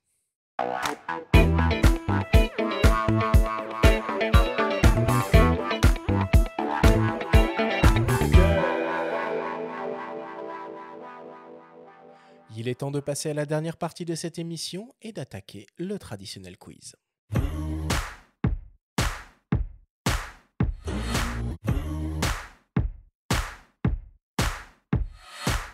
Laurence, le principe du quiz est très simple. Nous avons reçu des questions de la part de nos auditeurs qu'ils t'ont posées via notre compte Instagram, en lien ou non avec le sujet de cette émission. Nous en avons sélectionné quelques-unes et tu vas avoir seulement 30 secondes et pas une de plus pour tenter d'y répondre le plus clairement possible. As-tu bien compris la consigne ? Oui. Alors on démarre avec une première question qui nous vient d'une dénommée Eva. Il y a certaines photos que tu ne montres pas. Pourquoi alors est-ce que tu les fais ? Je prends tout en photo, mais je montre pas trop, pas tout, pour des raisons de... Parfois, c'est trop trash. Donc, je vais essayer d'être subtile, mais parfois, la photo est trop dure. Je ne préfère pas la montrer pour pas choquer. Mais l'information existe parce que je l'ai prise. Et ça, je peux en parler, par contre. Mais je ne montre pas tout, non. C'était intéressant d'écouter Nicolas, à quel point aussi tu intervenais dans l'editing, dans les choix des photos, où t'orientais sur une photo pas forcément belle, mais importante au niveau de l'info, quoi. Deuxième question qui nous vient d'un dénommé ou d'une dénommée Ginny Photo. Quand tu es en reportage, est-ce que le fait d'être une femme te simplifie ou te complique les choses ? Alors, parfois, ça m'aide beaucoup parce que ça me donne accès aux femmes, donc qui est quand même la moitié de l'humanité, dans les pays notamment du Moyen-Orient. Et en fait, je trouve qu'on se méfie moins de moi parce que je suis une femme. Donc, je peux plus avoir vraiment des informations. On va me laisser passer, on va pas faire attention à ce que je fais. Du coup, je trouve que c'est plutôt un avantage. Véronique nous avait tenu un discours assez proche de celui-là quand elle était venue à ces micros. Parfait. Elle est très souvent en Afghanistan, c'est pour ça qu'elle dit ça. D'ailleurs, elle en revient au moment où on l'a interrogée à nouveau. Troisième question qui nous vient d'un fidèle auditeur, Célic95. Côtoyant la guerre au plus près en tant que photojournaliste, est-ce que tu peux nous raconter ta plus grosse frayeur ? J'ai une très grosse frayeur en Syrie à mes débuts en 2014 lorsque notre lieu d'habitation, enfin où nous étions pour la nuit, a été bombardé. Enfin, ils ont bombardé en face et vu que le régime syrien a la stratégie d'attendre que les secours viennent et bombardent au même endroit, du coup, on a été bombardé 3 fois parce que du coup, je suis sortie faire les photos et j'ai eu vraiment beaucoup de chance. Je suis sortie d'une petite ruelle, il a tapé cet endroit. Donc, j'ai été soufflée, mais pas blessée. Et il a retapé une 3e fois et malheureusement, ça a tué un de mes collègues. C'est des cours là. 4e question qui nous vient d'un ancien invité, Benjamin, figure-toi, Pierre-Yves Maître de DxOMark, qui te pose la question suivante, à laquelle tu as déjà répondu dans notre grande discussion. Pour la photo de reportage, quelle formation pourrais-tu conseiller ? Donc, pour la photo de reportage, donc il y a une formation dont j'en ai parlé tout à l'heure, le MI-CEFD. Je pense qu'ils font un bon cursus. Je connais un peu les photographes qui sont profs là-bas et c'est solide, quoi. Donc, je pense que c'est une bonne idée pour ceux qui veulent se orienter dans le photojournalisme. Et tu soulignais l'importance de l'info ou de la formation journalistique avant la photo. Ouais, parce que si on veut être photojournaliste. Très clair. Alors, On pense peut-être au boss de Pierre-Yves qui doivent se soucier. Il a peut-être envie de se reconvertir en photojournaliste. Ok, pour terminer, une question de mes soins, une question qui tue. Laurence, si tu avais accès à une machine à remonter le temps, est-ce qu'il y a un conflit que tu aurais aimé pouvoir couvrir et pourquoi? La Seconde Guerre mondiale. La guerre en bas de chez nous, quoi. En France, du coup. Si je pouvais remonter le temps, j'aurais aimé le couvrir. Voilà, parce que c'est vraiment chez nous, donc dans mon pays, en l'occurrence. Donc, j'aurais été utile, en fait, à le faire dans mon propre pays. La Seconde Guerre mondiale. On conclut le quiz là-dessus. Merci Laurence.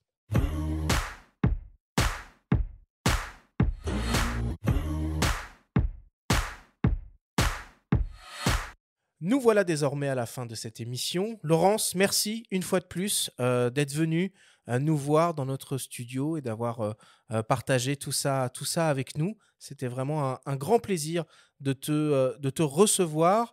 Bon, là, tu reviens d'Ukraine. C'est quoi les autres actualités en ce moment en ce qui te concerne? J'anime un workshop la semaine prochaine. Ensuite, je ne sais pas encore. Tout dépend de ma forme et si je retourne ou pas en Ukraine, ou j'aimerais bien aller en Irak aussi. Il faut que je sais pas. C'est pareil, on peut pas toujours prévoir. Et là, je sais pas. J'ai une actualité privée assez chargée aussi par ailleurs. Donc voilà. Ça marche. Signalons aussi en même temps la sortie du numéro 59 de Polka Magazine. On a entendu Dimitri au cours de l'émission. Donc, c'est les 15 ans du magazine cette année. Puis là, ils font une couve hommage à William Klein, qui fait partie des photographes qui font partie de l'histoire de Polka, tout simplement. Donc, c'est en kiosque en ce moment. La semaine prochaine, on attaque notre série des guides de fin d'année et on va commencer avec la sélection des meilleurs boîtiers 2022. Nous aurons le plaisir de recevoir Ronnie Studient de la boutique IPLN et le journaliste Louis Royer, chef de rubrique photo sur lesnumériques.com. Merci à tous de nous avoir écoutés et on se donne rendez-vous jeudi prochain.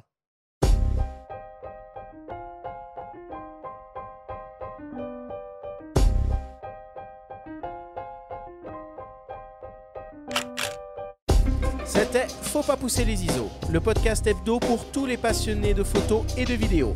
Toutes les semaines, retrouvez Arthur Azoulay, Benjamin Favier et leurs invités pour parler de sujets matos, techniques et inspiration.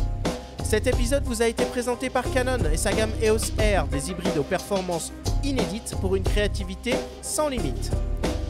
Abonnez-vous à notre chaîne et retrouvez l'intégralité de nos émissions depuis toutes les plateformes comme Spotify, Apple Podcasts, Google Podcasts, Deezer, Amazon Music et YouTube. Si vous aimez notre podcast, n'hésitez pas à liker, à vous abonner et à nous laisser un petit commentaire. Rendez-vous jeudi prochain pour un nouvel épisode.